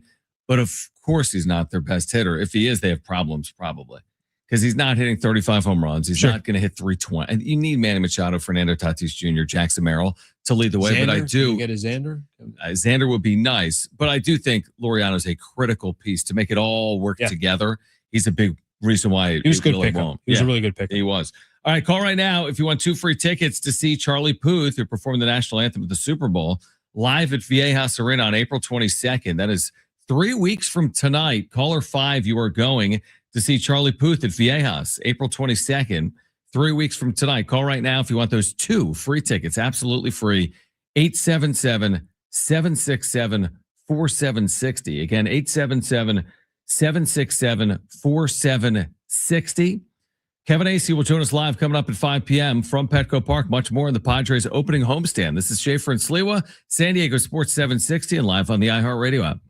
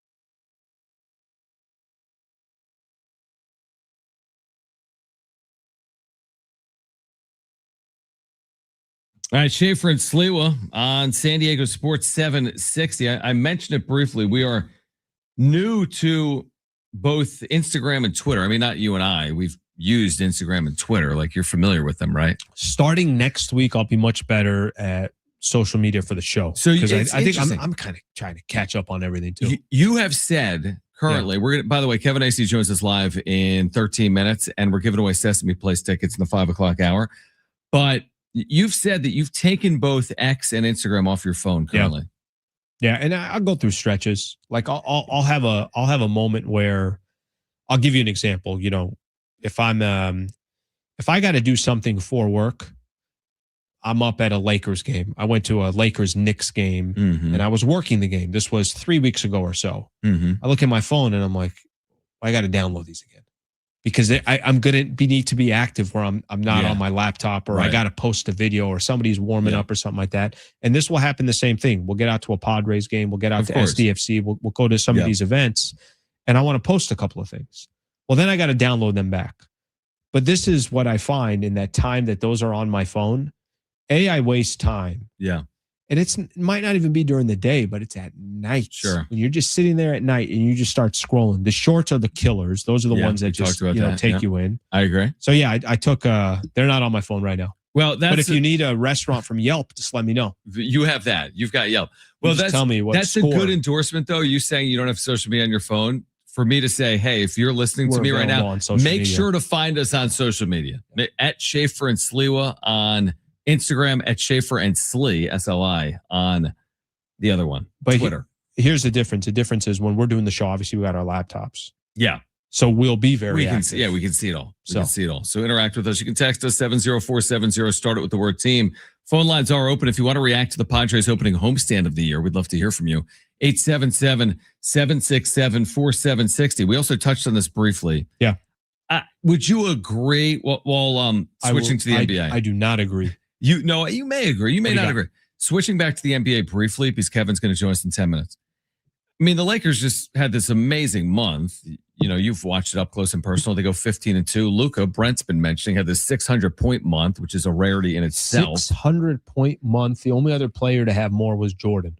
And guys spend a whole college career trying to get to like 1,000. So imagine scoring 600 in a month. But the point is, it looks like it's a formality in the MVP race between Shea and Wemby. Like, it doesn't look like Jaylen Brown's able to do enough, or Luka's. I mean, we're late, right, Alan? How many games are left in the regular season? 5, 6? So there's a week and a half left. A week from this Sunday, that's it. From this Sunday, that's it? April 11th, the regular season is over. So I guess my April point, 10th, 11th, whatever that Sunday is. Could someone there's nothing that can happen. No, I mean, Luka would need to score 84 points in a game. I think what's happened is, and I don't know how you are, an MVP and all that stuff, but how much you pay attention to it. Is it a big deal? Is it not? But for me, I don't really pay attention to the most valuable player. I don't pay attention to the individual award because I think there's part of it that's numbers. I think part of it's also objective. I think there's a little bit of, hey, I've never seen something like Victor Wembanyama. He's super young. Hey, Nikola Jokic has won a couple in a row. Why are you going to give it to him? Time for fresh blood. I think I was watching Shaquille O'Neal like we all were back in the day. Guys, there was of course he's the most valuable player. They're giving it to Steve Nash. Right. So and then I think the gauge of it changes. Right now, the conversation about Luka Doncic is, well, the guy doesn't play enough defense. Yeah. Well, but you've given it to Jokic, who's not known for his defense. You've given it to James Harden. You've given it to Steph Curry. You've given it to Steve Nash. So I don't really know what the rules are. So that's why fair. I don't pay all that much attention to it. But I do think Shea and Wemby, if you're going to give the most valuable player award out there, they better be teams that are balling, and OKC and the San Antonio Spurs are the class of the NBA right now with a couple other teams, but they're the class of the West. It's funny you say that because let's use the Heisman. I don't really know what the criteria. I'm with you. I say that and I voted for it the last 2 years, but I take it seriously. I know, but I can't put my finger necessarily on it. For example, 2 years ago, Travis Hunter, Ashton Genty. I thought to me, it wasn't close. I thought Ashton Genty was far superior for a number of reasons. Led his team to the playoff, rushed for the most yards. his season stands among some of the greats. If you look at the pantheon of like running back seasons, But I like what you Travis said Hunter there too. I like what you said there too. Led them to the playoffs. and Travis Hunter didn't. Now he did something that's unique, but not entirely unique. It wasn't Shohei Ohtani. He played both ways. Other players have. Other players have played both ways and gone 9-3. Yeah. It's not that hard. I mean, come on. Catch a ball and then intercept the ball. Make a big deal about that big of a deal. Enough is enough of that. It's like Luka, does he even need to play defense? His offense is so good. Who cares if he plays defense? You know what's funny? I was doing my YouTube show this morning. So those who are big NBA fans, I do a YouTube show at 8 a.m. And is that early, by the way, 8? Have you considered 9? I have considered later, and I'm going to start considering later. Yeah, just predicated also on like, okay, well, now I'm doing this show and everything else. I did the post-game show last night. So there's a little bit of like, why am I doing it at 8? I don't even know why I'm doing it. Does it get you into your day to like go to the gym or get on with your it does. morning? It does do that. But I mentioned something you said on the show yesterday. Okay, what was that? We were talking about how odd it is. Like, why do you have Ramon Laureano out of the lineup? Right. And you said baseball is the only sport where they'll look at every single detail to where honestly it takes away from just the common sense. Yeah. And you mentioned Patrick Mahomes. You're like, imagine if you said Patrick Mahomes is not good against this secondary. We should keep him out. He's not good against the Saints. He's 1-1. You know what I mean? Guys, let's not take a chance. Yeah. The backup quarterback is 3-0 against the Saints. He's really good against the Saints. He's our Saints guy, right? I thought that was the funniest thing I've heard in making that comparison. But I go back to what it made me think of was in the MVP conversation. Luka Doncic is such an incredible player offensively. He can dictate the defense by how much he controls the offense. Patrick Mahomes has no say in how the defense operates for the Kansas City Chiefs, but he controls a game so much on offense. Actually, he's helping the defense. The defense has a lead. They can play completely different. And that's kind of Luka Doncic for the Lakers. Do I think this is going to flip? Can he do anything before the season ends? He can't. But, he's been incredible. In the month of March, by the way, he had just all these unbelievable stats. But he is now tied. He had 42 yesterday. He's now tied with LeBron for 18 40-point games in his career. LeBron's 8th year with the Lakers, and Luka's now like one full season. 1 and some change. Real quick, a deep question that's not going to have time to fully answer. Yeah. Is Luka already thoughts on politics? No, it's not that from table topics or whatever. Is he already an all-time great, or because it's the NBA, you have to have the hardware, the ring? Like, is Shea an all-time great? Is Luka more of an all-time great than Shea? I don't think you have to have the hardware to be an all-time great. Okay. Because I can tell you that Patrick Ewing was an all-time great. Charles Barkley was an all-time great. Reggie Miller is great player. So great player. There are some greats that never won it all. But you're also known for not winning it all. True. Best player ever to not win it all. Steve Nash had a couple MVPs. Do you know what you also kind of know Steve Nash for? Yeah, but he didn't win it well. Yeah. So to hit on on Luka's resume is amazing. You know what Shea has that Luka doesn't? Right. You know what Jokic has that Luka doesn't? What Giannis has that Luka doesn't? So I think there's always going to be that next bar. Kevin Acee, our Padres insider. Padres salvage a game against the Giants, a 2-4 homestand. We'll react to it coming up next with Kevin Acee. He'll join us live from Petco here on Schaeffer and Sliwa, San Diego Sports 760, and live on the iHeartRadio app.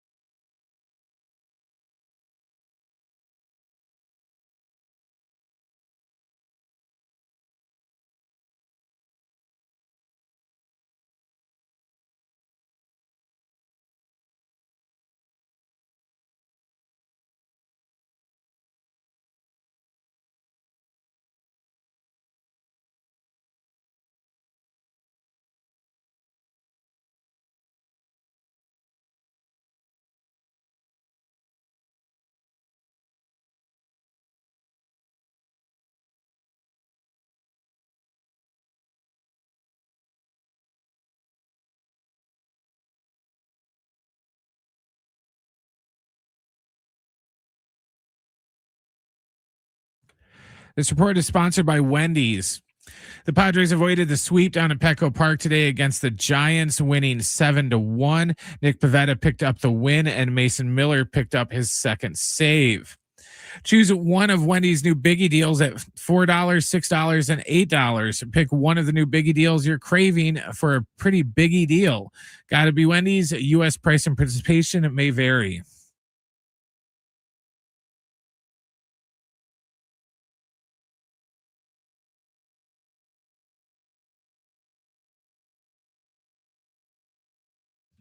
All right, let's get Kevin Acee in here. He's watched this play out, this opening homestand in the books. I think it is fair to say it was disappointing, although the Padres do salvage today and beat the Giants convincingly. So Kevin Acee back with us here on Schaeffer and Sliwa, San Diego Sports 760. Let me ask it like this, Kevin. Would you agree when the sky's falling 5 games in that there's a difference between, let's say, starting 1-5 as opposed to starting 2-4? Oh, I think it's gigantic. I mean, you get to fly across the country happy. Your ace, your purported ace, looked like himself. You scored a lot of runs, but yeah, just the bottom line of 2-4 versus 1-5 is, I think it's huge. Kevin, just getting a chance to listen to Craig Stamon here over the course of these first 6 games. John and I were talking a little bit about it. It feels like, very honest with his answers, maybe open to his own kind of self-criticism, learning on the job. What has been your assessment of him and his style over spring training? And then I know I get it. It's a really, really, really small sample size, but what have you kind of taken away from some of his style? No, I mean, I believe it's plenty of time, and obviously I've known him for a long time and been able to think about this quite a bit. And the fact that he's been consistent from the time met him as a reliever, whatever it was, 9 years ago, and then now it's like the same guy. I think that we can pretty confidently say that he is who he is, and that you guys have assessed it correctly. The man's incredibly honest, especially if to grade any manager on a curve. He's not like, vomiting everything that's going on with the team, but he's incredibly candid.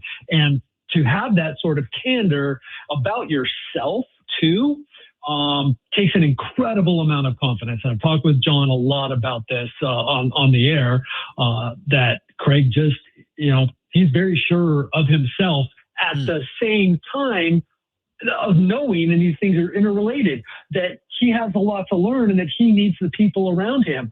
And I mean, I just think that's remarkable. I have said, I don't know how good he's going to end up being or how good the Padres will be under his stewardship. But what I say about him as a person and what that can bring to the manager's job, I am absolutely confident in that. And look, we're seeing the learning curve. I wrote about it this morning's newsletter. Like, we are seeing the learning curve. It's not great for moments, but like, that's just what it is. But you guys have assessed this correctly about Craig. It's interesting. I think I look at it now through a different light after something he just said within the last hour, and you were a part of.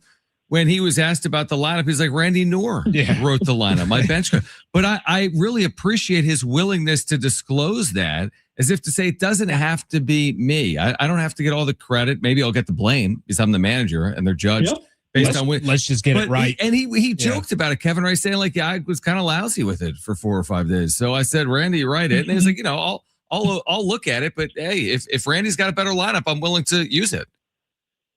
Yep. And that's what I mean by the confidence. And there's no chance that Randy Noor's name would have been mentioned if they had gotten 2 hits. Right? I mean, there just isn't. And then, like Randy said, he's been in this game for a long time. Like, this isn't anything different than he has done for every other manager he's ever worked for. And of course, Craig maybe switched a couple things around, but like, that's exactly what I'm talking about. And so it's kind of like the same thing of, I would say there were a lot of really good at bats. Well, the Padres are still 2-4. I mean, I'm talking over the course of this whole series. Yeah. But they were still 2-4, and their offense kind of sucked. But might the fact that they did have a lot of good at bats, might that show up later? I think it's almost like the same thing I'm saying here. Look, Craig Stamon has a lot of good qualities that a good manager has, and it plays in the clubhouse with the players, which is the most important part of this job. Like, I know that fans and media often get caught in the trap of thinking 80% of this job is what that guy does in the dugout 3 hours a day. It's the reverse. Ask any manager in this game. 80% of the job is how you work with the players, and then a little bit the media and obviously general manager and all that stuff. But like, that's the most important part. And he has qualities that could really show up in a big way. Kevin, has it always been, is this something more recent where the style of a manager, and like you just mentioned, that media might think one way or a fan base might think another way? Is it over time it's changed where that 80-20 or 20, is that something that's more recent, or do you think that's something that's very, that's just kind of part of the fabric of baseball and managing a baseball team? I think it's probably always been that way, but not like 80, because now we're talking about like, general managers and R&D departments. And, the manager has less power now, right? Like in terms of, in some places, making out the lineup or, obviously like player acquisition and all that, or sometimes even playing time. Manager has less say. So there, the percentage goes down in terms of his managing the game. And then look, I got a 30-year-old and I got a 28-year-old, and that's right in the heart of what a lot of these guys that today's manager are managing. I don't know what they are, if they're millennials or Gen Zs or whatever. They're different. They are. So like, that's also a little bit of it too. So I do think that whole like percentage has changed over time. Kevin Acee is our Padres insider with us right now on Schaeffer and Sliwa, San Diego Sports 760. Curious to get your thoughts on, if they were 4-1, would they use Mason Miller in the eighth inning? Or did they sense what we all sense, which is like, there's a difference between 2 and 4 and 1 and 5, and we didn't use him the other night, so let's unleash him now? I think that, I say no because like Craig even acknowledged they needed a win, but like, maybe they would have if he hadn't pitched in 4 days and they have a day off tomorrow, right? Like maybe, right? Like no reason to leave Adrian out there when he doesn't have his best stuff here in his first couple outings. And, so maybe they would have, but like that he started warming up at the beginning of the eighth inning. Right. It was clear like, hey, we're going to bring Mason Miller in today. And you knew he was going to pitch. Yep. You figured that he was going to pitch. If they were down 8-0, Mason Miller was going to get the ninth inning, right? Like, he just hadn't pitched in a long time. So the answer is no, but like, I guess maybe if, the circumstances. But listen, they used him because they quote unquote needed this win. And I'm just going off of what Craig said, and kind of the feeling that there was, but it was also circumstantial based on the fact that he, pitched once and they're off tomorrow. Kevin, they win today. They win this afternoon, 7-1. As you look at the full scope of the 6 games and lose the first 2 of the series against Detroit, lose the first 2 against the Giants. So they lose both series. They're sitting at 2-4. Yeah. The rebound today, I think, as you mentioned, it was great to see Nick Pivetta have a nice start. It was great to see even Jeremiah Estrada get an opportunity to come back after he struggled against the Tigers. When you do walk away, what is your overall thoughts through 6 games of what you've already seen from the Padres? Like today doesn't change much of like, because I wasn't like terribly down on this team because I just refused to do that after 5 games.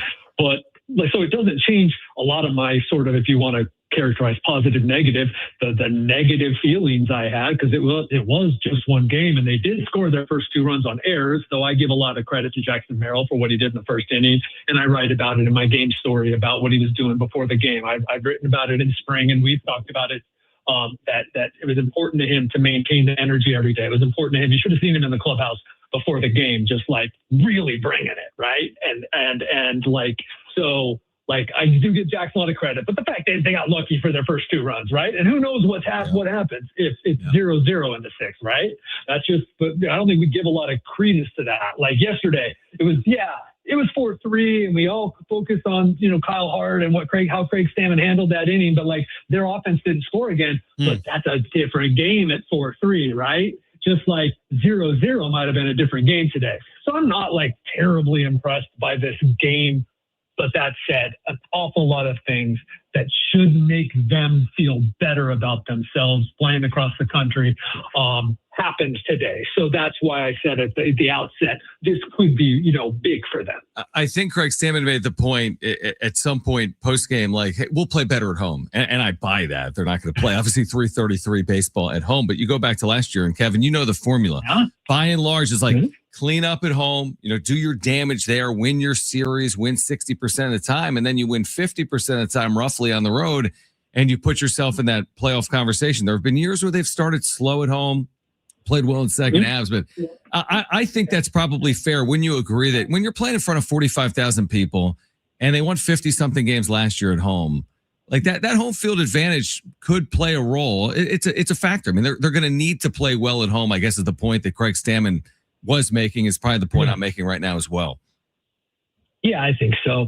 Like when he says something like that, it's it's a little bit wishful thinking, right? Or not like wishful thinking, like it's not going to happen, but it's also like you're kind of trying to speak it into existence, right? But also, yes, I think they firmly believe they're going to be much better at home. I mean, look, 3-3 was not great, though. I think you and I would have said that's what we thought the first series might be, and they were, this close to being 3-3. Like that's the thing. Like,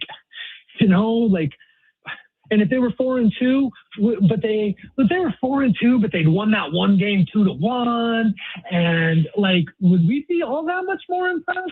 Like with them right now? Yeah.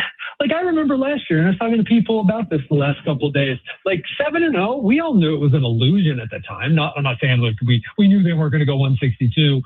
No, but even at 14-3, it was like, what? They made some really good moves that have all worked out, and like they're not this good. And I thought they were a good team, but like it's like I'm saying, early in the season, man, just not caught up in too much of it. Now that said, and I've written about it and we've talked about it, and I'm sure you guys have talked about it. Man, they have given us a lot to criticize and a lot to be worried about early in the season, and so it's been interesting. Kevin Acee joining us here on the Schaeffer and Sliwa show. Final one for me, Kevin. I'm just curious. Yesterday, Ramon Laureano does not start. Today, he goes 2 for 4, hits, obviously gets a home run and 2 RBIs on his home run. Just, is he the type of player where you got to just find a way to get him in the lineup? And based off of how the Padres, obviously have struggled from it. They haven't had a game other than today where they had scored more than 3 runs. Is he just the type of player you got to figure it out, make sure that he's in these starting lineups? What I think you're doing with this question is you're saying that. And so that's what I think you're saying. I'm going to say, I agree with you. Yes, he is the kind of player that you need to get into the lineup. Simplify, sure. Look, get it. I get it. I do. I know it's hard to get, but like to a certain extent because of how well he started off and how poorly everyone else is playing. And why are you putting, I get it. And I won't get into all the reasons, but one thing is you do have to play the bench guys at some point. And so they unfortunately have like those right-handed hitters that are sitting on the bench, and Andujar, Castellanos, Ty France, and he found a way to get them all starts. And Andujar and Castellanos a couple starts, and it was at the expense of Ramon Laureano. I don't think that's why they lost the game yesterday, but I do think if we want to say maybe, I don't know, not lesson learned. It's not like they thought sitting Ramon Laureano was like a great idea, but like, yeah, I think that's probably where Craig Stamon would walk away going in the group, would walk away going, yeah, you know what? Ramon's next off day is July. Yeah, exactly. That's exactly right. Kevin, bring a coat to Boston where thankfully they're not playing tomorrow. It's a high of 37 tomorrow in Boston, but 59 on Friday and a day game because it is the Red Sox opener. So it could be worse, right? Early April in Boston could be worse than that. It's going to be cold in Pittsburgh too, and that's what you expect in April, as you know. And so actually kind of looking forward to it after that, Arizona that I barely survived. So it'd be cool. Yeah, Kevin, appreciate you taking time for us. Safe travels, and we'll find a time on Friday. We'll have to figure that out based on the time of the game. But thanks for hopping on. All right, guys. See you later.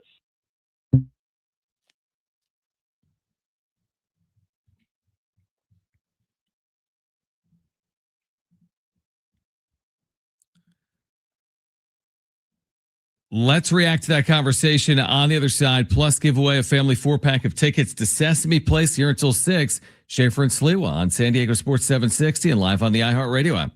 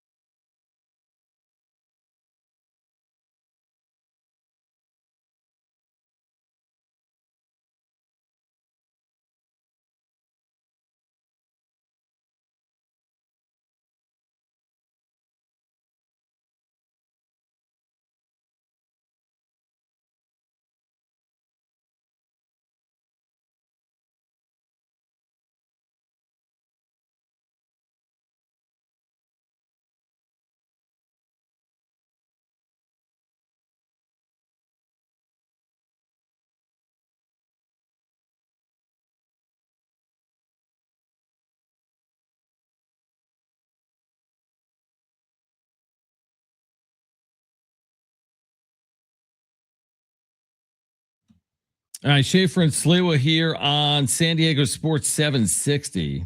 Can we just say one thing? Yeah, we can say two. I only got one. Okay. We got the game on in the background. The game. You don't even have to say who's playing. This is the game. By the way, anyone guessing, there probably have 38 guesses before the game that I'm going to mention. Stanford Cal water polo. The game. Volleyball. Boston and Miami is playing NBA game. They do the games on Wednesdays. And I don't think I've ever seen this before. Okay, what is this? The Boston Celtics put up 53 points in the first quarter. They're on pace. That's a big number. For 212. 212 would be a big number. I don't even know what the record is. I genuinely don't know when I've seen a 50 marker in any of these games. I mean, we can go from there, but I'm seeing some of the stats that are coming up, and it's like Boston puts up 53 in the first quarter. What? How's that possible? Do you know the record for most points scored by an NBA team? I do. What is it? In one quarter or the first quarter? In a game. In a game. Oh, total game. Yes, I do know actually this number. Tell me do you know the game? Yes. 1967. No. It's the 1983 triple overtime Pistons Nuggets game. If you gave me one more chance. That was the next guess. That was the next one. 186, 184. But I don't know the most points ever scored in a game that didn't go to overtime. Sure. And I'd like to know that. Well, they're on pace in regulation to get to 212. Here it is. Most points in 53. regulation. 176. Sacramento against the Clippers in 2023. Oh, yeah. That's not long ago. That's right. I actually do remember that. 176? How is that possible? I don't want people to say, and nobody scored more than 11 NBA. points. No, imagine like 16 guys all scored 11 points for the Kings. It was incredible. They had 16 guys in double figures. Balanced. They were so balanced. Listen to this quote from coming out of this Padres win over the Giants. This is everything I love about Jackson Merrill in one quote. All right. This from our dear friend, my dear friend, Annie Halbern at the UT, a friend of the show as well. I think some of this is tongue in cheek, but this is a direct quote from Jackson Merrill about a game of rock, paper, scissors during today's game. This is the quote. The kid asked me to play rock, paper, scissors for an autograph, and he asked me for it for like 3 straight innings. So I finally turned around and played, and I actually won. And he says, credit to myself. I never win rock, paper, scissors, and I actually won. So sorry to the kid that didn't get an autograph. So Jackson Merrill plays rock, paper, scissors mid-game with like a 9-year-old, wins it, and then doesn't give an autograph to the kid. That's the player I want leading my team. Yeah, what's the problem? I love that. He's trying to get W's here. He's super competitive. Okay, no, I got a question for Jackson Merrill. Do we know, is there a certain age where this is okay and a certain age it's not okay? So let me tell you what I mean. Okay. If the kid's 4, I got to sign the autograph. You better sign the autograph. What about this is what I'm trying to figure out. What's the age? 12, 11? I think 12, you can tell that kid. Like, you're going to have to beat me. Brother, this is part of life. Yeah, you're in middle school. You get W's, you get L's. This is an L for you. I want you to take it. I want you to handle it. This is a good lesson, and it's coming from a ball player. But if you're 6, yeah, I need you to sign that autograph. You got to sign the autograph. Yeah. And I don't know how serious maybe he did sign an autograph. You ever hear some of these athletes and they'll say, oh, I'm the most competitive, I'll beat my kids in a game of this, and I'll beat them in horse. I'll beat them in this, that. I'm so competitive. And they're trying to show, look how competitive I am. Mm-hmm. Every time I hear those stories, I'm like, why don't you let your kid beat you in horse? Yeah, that's how I am with I have a 7-year-old. I let him win everything, because if I don't, well, maybe some of it's not fair. Like I believe it or not, I'm bigger than most 7-year-olds. So it's hard for a 7-year-old. I dominate him. Yeah, it's hard for a 7-year-old to be an adult in most things. I like the Jackson Merrill story, but I think there's an age that we have to. There's a threshold. Do you think, you talk about faces of franchises, like the Padres, probably the last 6, 7, 8 years? There's been a Tatis part of the conversation, and there were the PDs. Machado certainly has led the way in conversation. We're not far off, I don't think, from Jackson Merrill emerging as that player to I don't know if it's captain or face or leader. We can't be that far off, can we? Captain and leader, I think, has got a lot of different definitions. Yep. I don't think you don't have to be the best player on a team to be a captain, right? I can probably make the case, hey, is Joe Musgrove the captain of the San Diego Padres? I don't know. But maybe one of them, yeah. Okay, and he hasn't even pitched in a year and a quarter. Hasn't been around, right. So it's not so you don't have to be the best player. I think with Jackson Merrill I think there are questions of, can he be the face of the San Diego Padres? Can he be the franchise player of the Padres? And by the way, that's what we're rooting for. We're hoping for, because you're still hoping that Manny is doing what he's doing. You're still hoping Tatis is an incredible player. But if the face of your franchise is Jackson Merrill and you have some other kind of stars on this team, then you probably got a good ball club. So to answer your question about that, leader, any of that? Probably not. Too young, all that stuff. That doesn't typically come. Baseball also seems like one of those sports you got to put your work in order to be. Xander could be a leader. Right. And Xander hasn't been a player that obviously has lived up to his contract. Yeah, and I don't know. I don't even know with Merrill. Like, I really like Jackson Merrill as a player. I really do.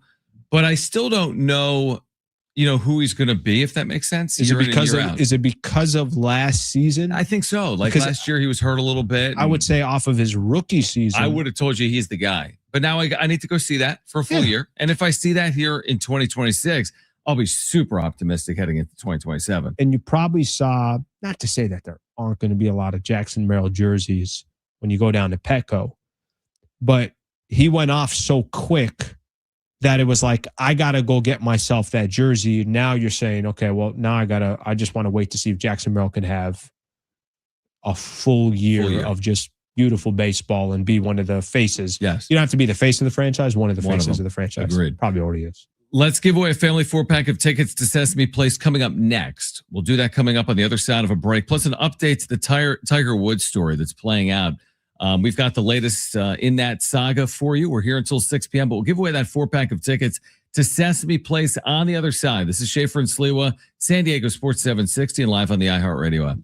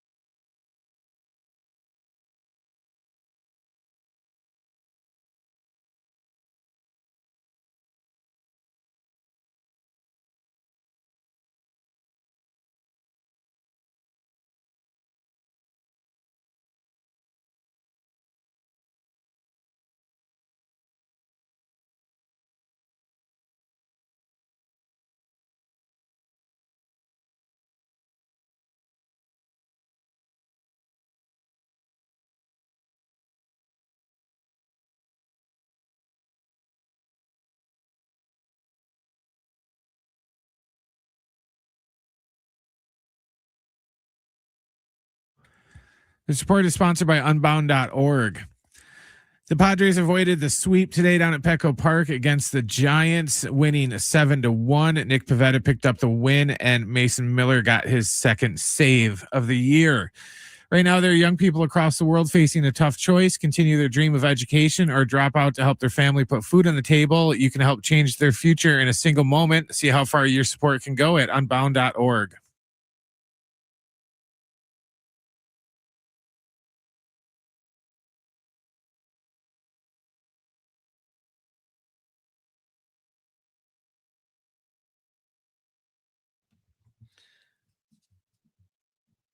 All right, San Diego Sports 760. We're giving away a 4-pack of tickets to Sesame Place coming up in 10 minutes. John Schaeffer, Alan Sliwa. We like to call it Schaeffer and Sliwa.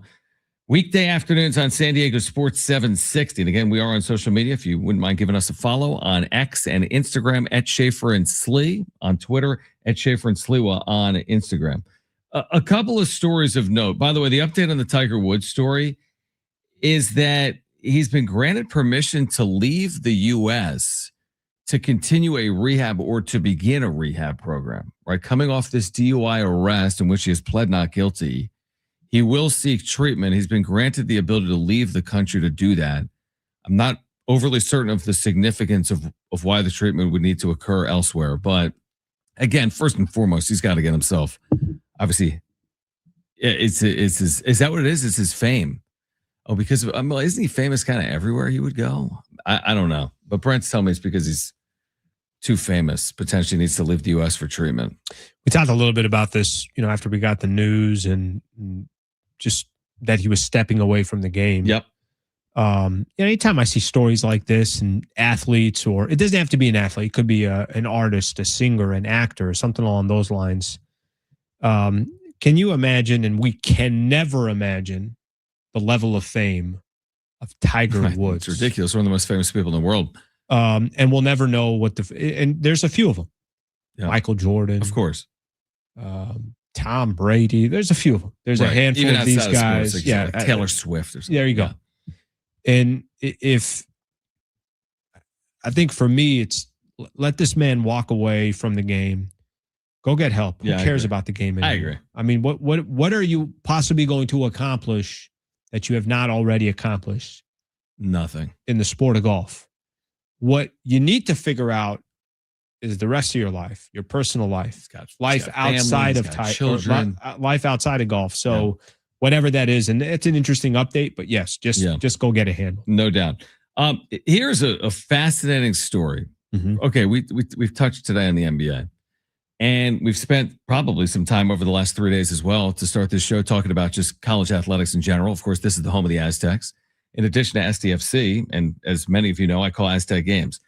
This past year, one of the biggest stories in college basketball was the return of players that had played professionally in America back to college. Charles Bediako, a center that played for Alabama when San Diego State beat them, the number 1 overall seed in the Sweet 16, returned to Alabama. His first game since the San Diego State game, which was 3 years ago, was within the last 6 weeks. Think about that. Back in Alabama. But then an injunction occurred that kept him off the floor. The NCAA is now proposing barring athletes who have opted in a draft, then remained in a draft to never come back to college.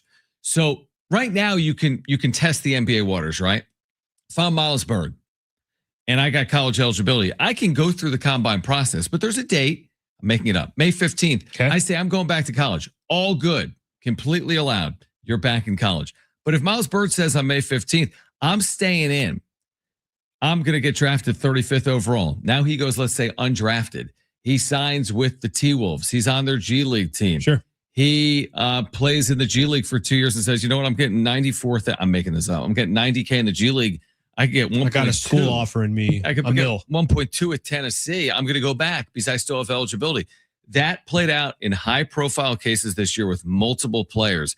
And the NCAA, it sounds like, might want to put its foot down and be like, it's already hard enough to wrap our arms around these eligibility rules and the portal and everything. Do we really want to allow guys that didn't get drafted or haven't had the professional careers they were seeking to head back into the amateur or collegiate game? Isn't it a simple answer? Like, are there a lot of people arguing for? No, I like that. I like the idea agents and the athletes. Yeah, but the agents and the athletes. Let's just say everyone's going to argue for their own self-interest. Exactly. That's okay. I know that's how that works. But for the league, for college basketball, and you got these programs out there that, hey, now I could go grab a guy that was in the G League, was actually playing with some unbelievable players, maybe even got a crack. And I don't know how it works if some of these guys got a crack. No one yet has. Okay. Nobody that's played in an NBA game has returned to college. Okay, so it just sounds like common sense to me that we don't want that.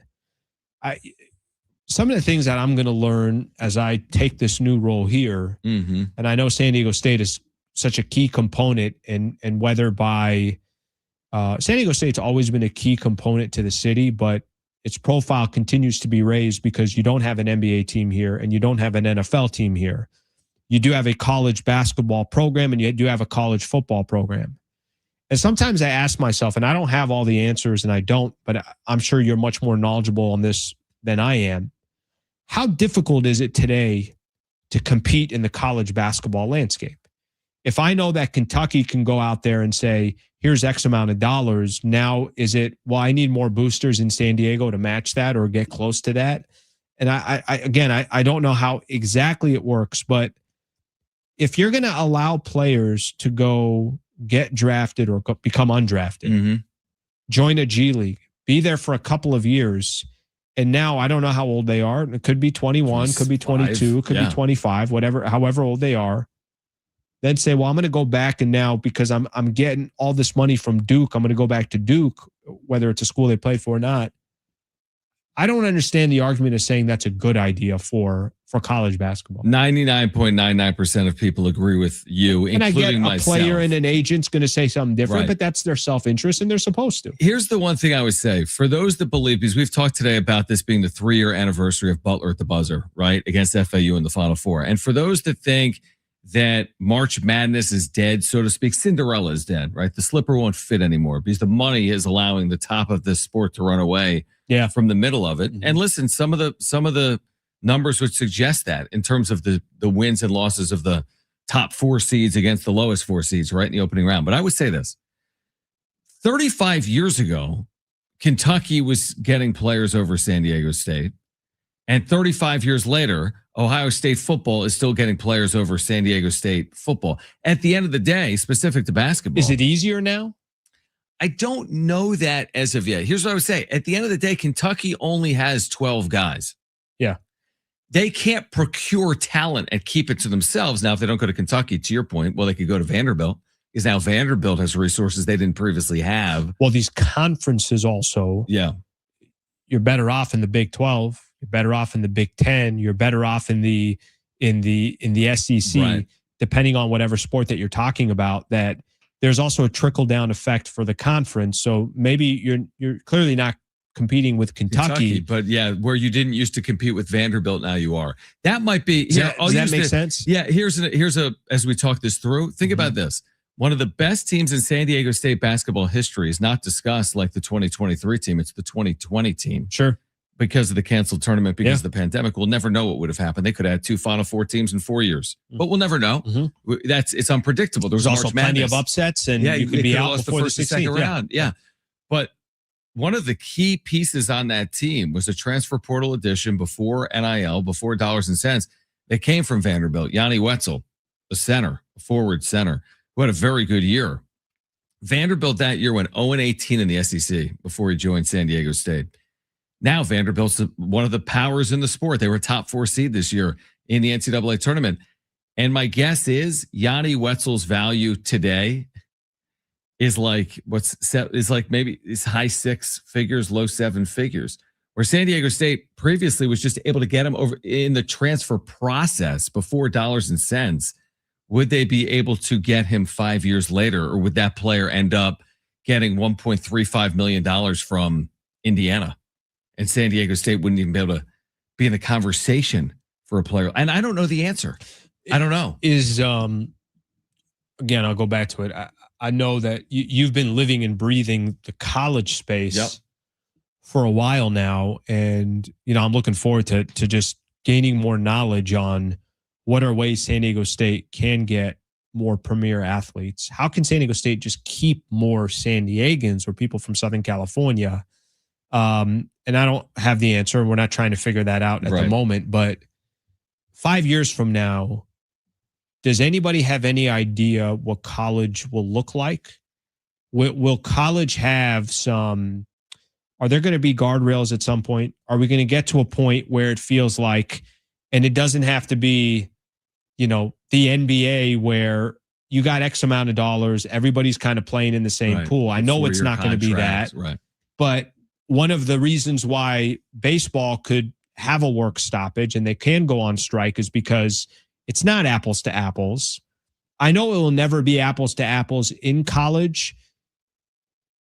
Will it get better in 5 years, or will it become more and more the Wild Wild West? I like to think it'll get better. And do people believe that? I do believe yes, because the fact that it's gotten all the way to like the White House, so to speak, like the mess. I think a lot of people believe, even the SEC, I think they know it's not good for business for every player to switch every year. Like it even happens in the SEC. You go from Georgia to Alabama and vice versa because it's highest bidder stuff, rich getting richer. I mean, everyone's involved in it. Or do they not care because...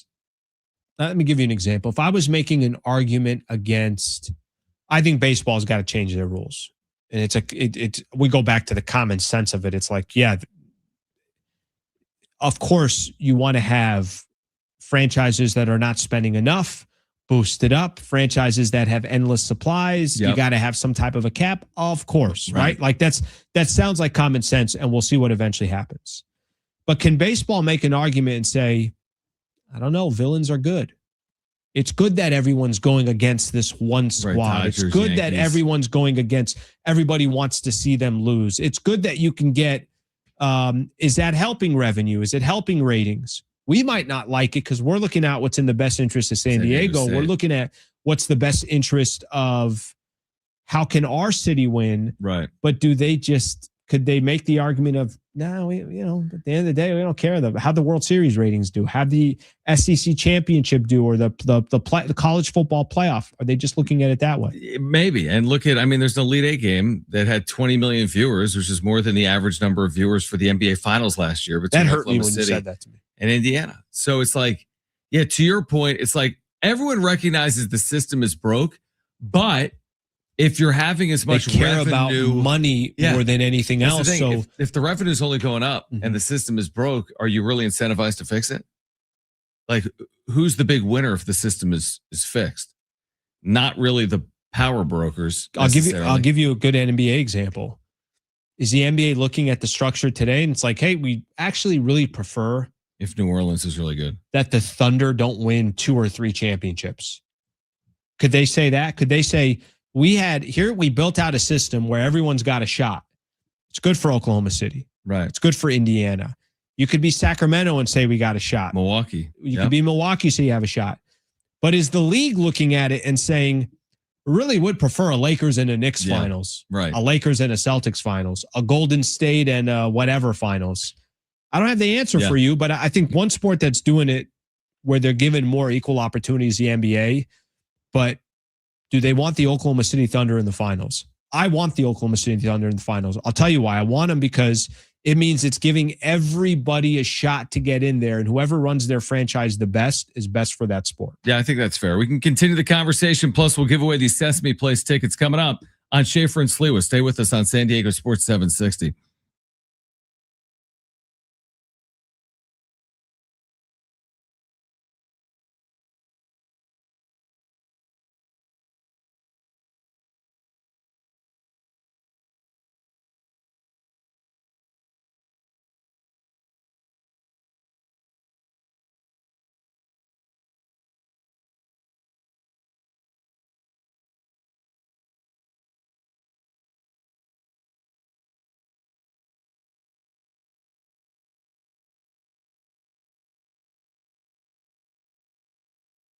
All right, hey guys, it is Schaeffer again for our friends over at the all-new Jamul Casino Resort, the Players Place, and they've got some great promotions going on as the calendar is flipped to April Watch your luck bloom with Monday Night Live every Monday in April, new times, 6, 7, and 8 p.m., 10 winners per drawing. Select a stem from their floral vases. You could win $500 to $10,000 cash or the keys to a brand new 2026 Mercedes-Benz.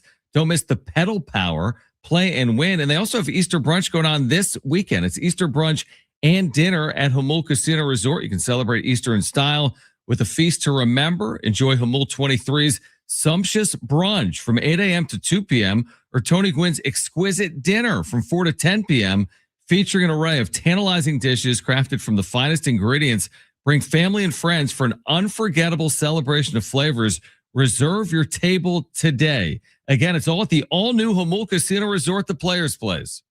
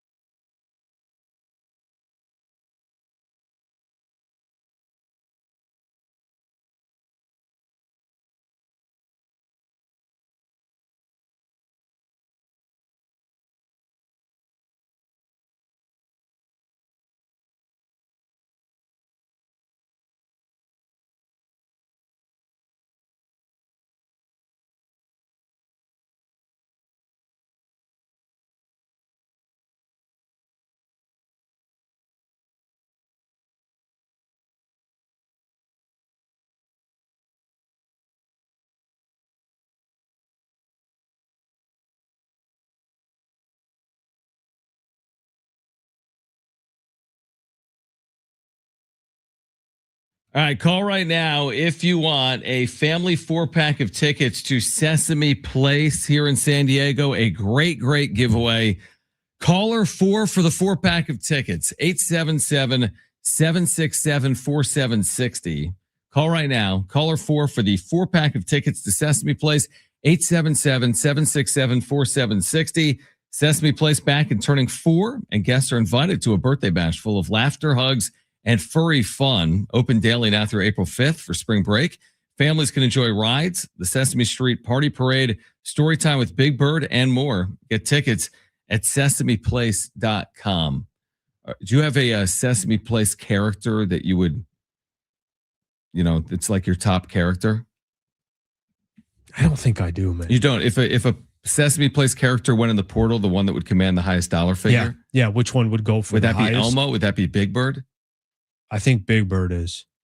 Yeah, and Big Bird's Bird's basically got size. He's got size. He's like and, Wemby. And really good, very Jokic-esque. Yeah, you're right. Body type, the whole thing. Yeah, I would agree with that. Yeah. Phenomenal draft pick. He would be a very good pick. He would be. All right, so how would we get him? Tomorrow on the show, Padres off day tomorrow. Yep. Obviously we'll get, we'll catch up at some point either tomorrow or Friday. Hopefully with one of the broadcasters for the Red Sox. Red Sox, we've talked about it. The thing with baseball, you just touched on this. This is going to be so funny because you already is, got me nervous about it. You did this with the Giants series. Oh, when we had their broadcaster on? No. Oh, yeah. I'll get you nervous right now. Everyone's like, Padres are 2-4, sky's falling. Guess what? Red Sox are 1-5 and heading home for their home opener. Guess what? That's bad news, in my opinion. Now, it doesn't always play with you out on like that. this. And you're missing Garrett Crochet, but you've just used Nick Pivetta as well. Just to me, that doesn't scream great spot, to win a series, your first series of the year. I hope I'm wrong. But what did we say yesterday? It's like, who you're playing. It's when you play these teams. And I never I have a theory in sports, the desperate team has the leg up. Like when you're playing a desperate team. Padres were a little desperate today. And they were, yeah, exactly. And they took advantage of it. I thought the Giants were desperate heading into the series. You mentioned this listening to the post-game interview with Craig Stamon. You had mentioned kind of listening to him. Hey, it's a 4-out save for Mason. Right. They played a little desperate. They looked a little desperate, and that played to their advantage. Boston will be desperate on Friday. And now what we're hoping to do is connect with, so we talked to Dave Fleming. I get this confused sometimes. Dave Fleming, longtime radio voice, broadcaster for the Giants. His brother, Will, by the way, you're starting an NBA team or a college basketball team, you want Will Fleming on your team. The radio announcer for the Red Sox is like 6'6", maybe 6'6". I mean, he's tall. I don't know if he can play basketball. But Will Fleming is the younger brother of Dave Fleming. We go all the way back to the minor leagues, but he's now working with the Red Sox. We'll get Will on, and we'll talk about, again, you spend so much time in baseball specifically. I know you feel this way covering the NBA as well, probably, and doing the work you do around the Lakers. You know the Lakers really well. I know the Padres. You know the Padres. You're a diehard Padres fan. You're a San Diegan. But then you step out, I haven't watched the Red Sox. I'll be brutally honest. I don't know what the Red Sox. I see the record, and I've seen some of the stories that have played out. Like, what's happening here? What a slow start. They're preeminent franchise, obviously, in baseball. So yeah, it'll be interesting to see. I guess it's a long way of me saying it'll be interesting to see how this weekend plays out. Fun series, right? I think if we want to say Boston's got some desperation, Padres are 2-4. Yeah, right. They didn't play good in San Diego. And sometimes, by the way, I think it seems like there's a benefit to just get out on the road and try to figure things out on the road. There is some pressure when you're at home. It's a homestand. It's opening week. It's the place is going to be sold out. There's great expectations. There's a buzz. Don't disappoint. Now it's like, all right, well, the pressure's kind of off of us. It shifts to the Red Sox.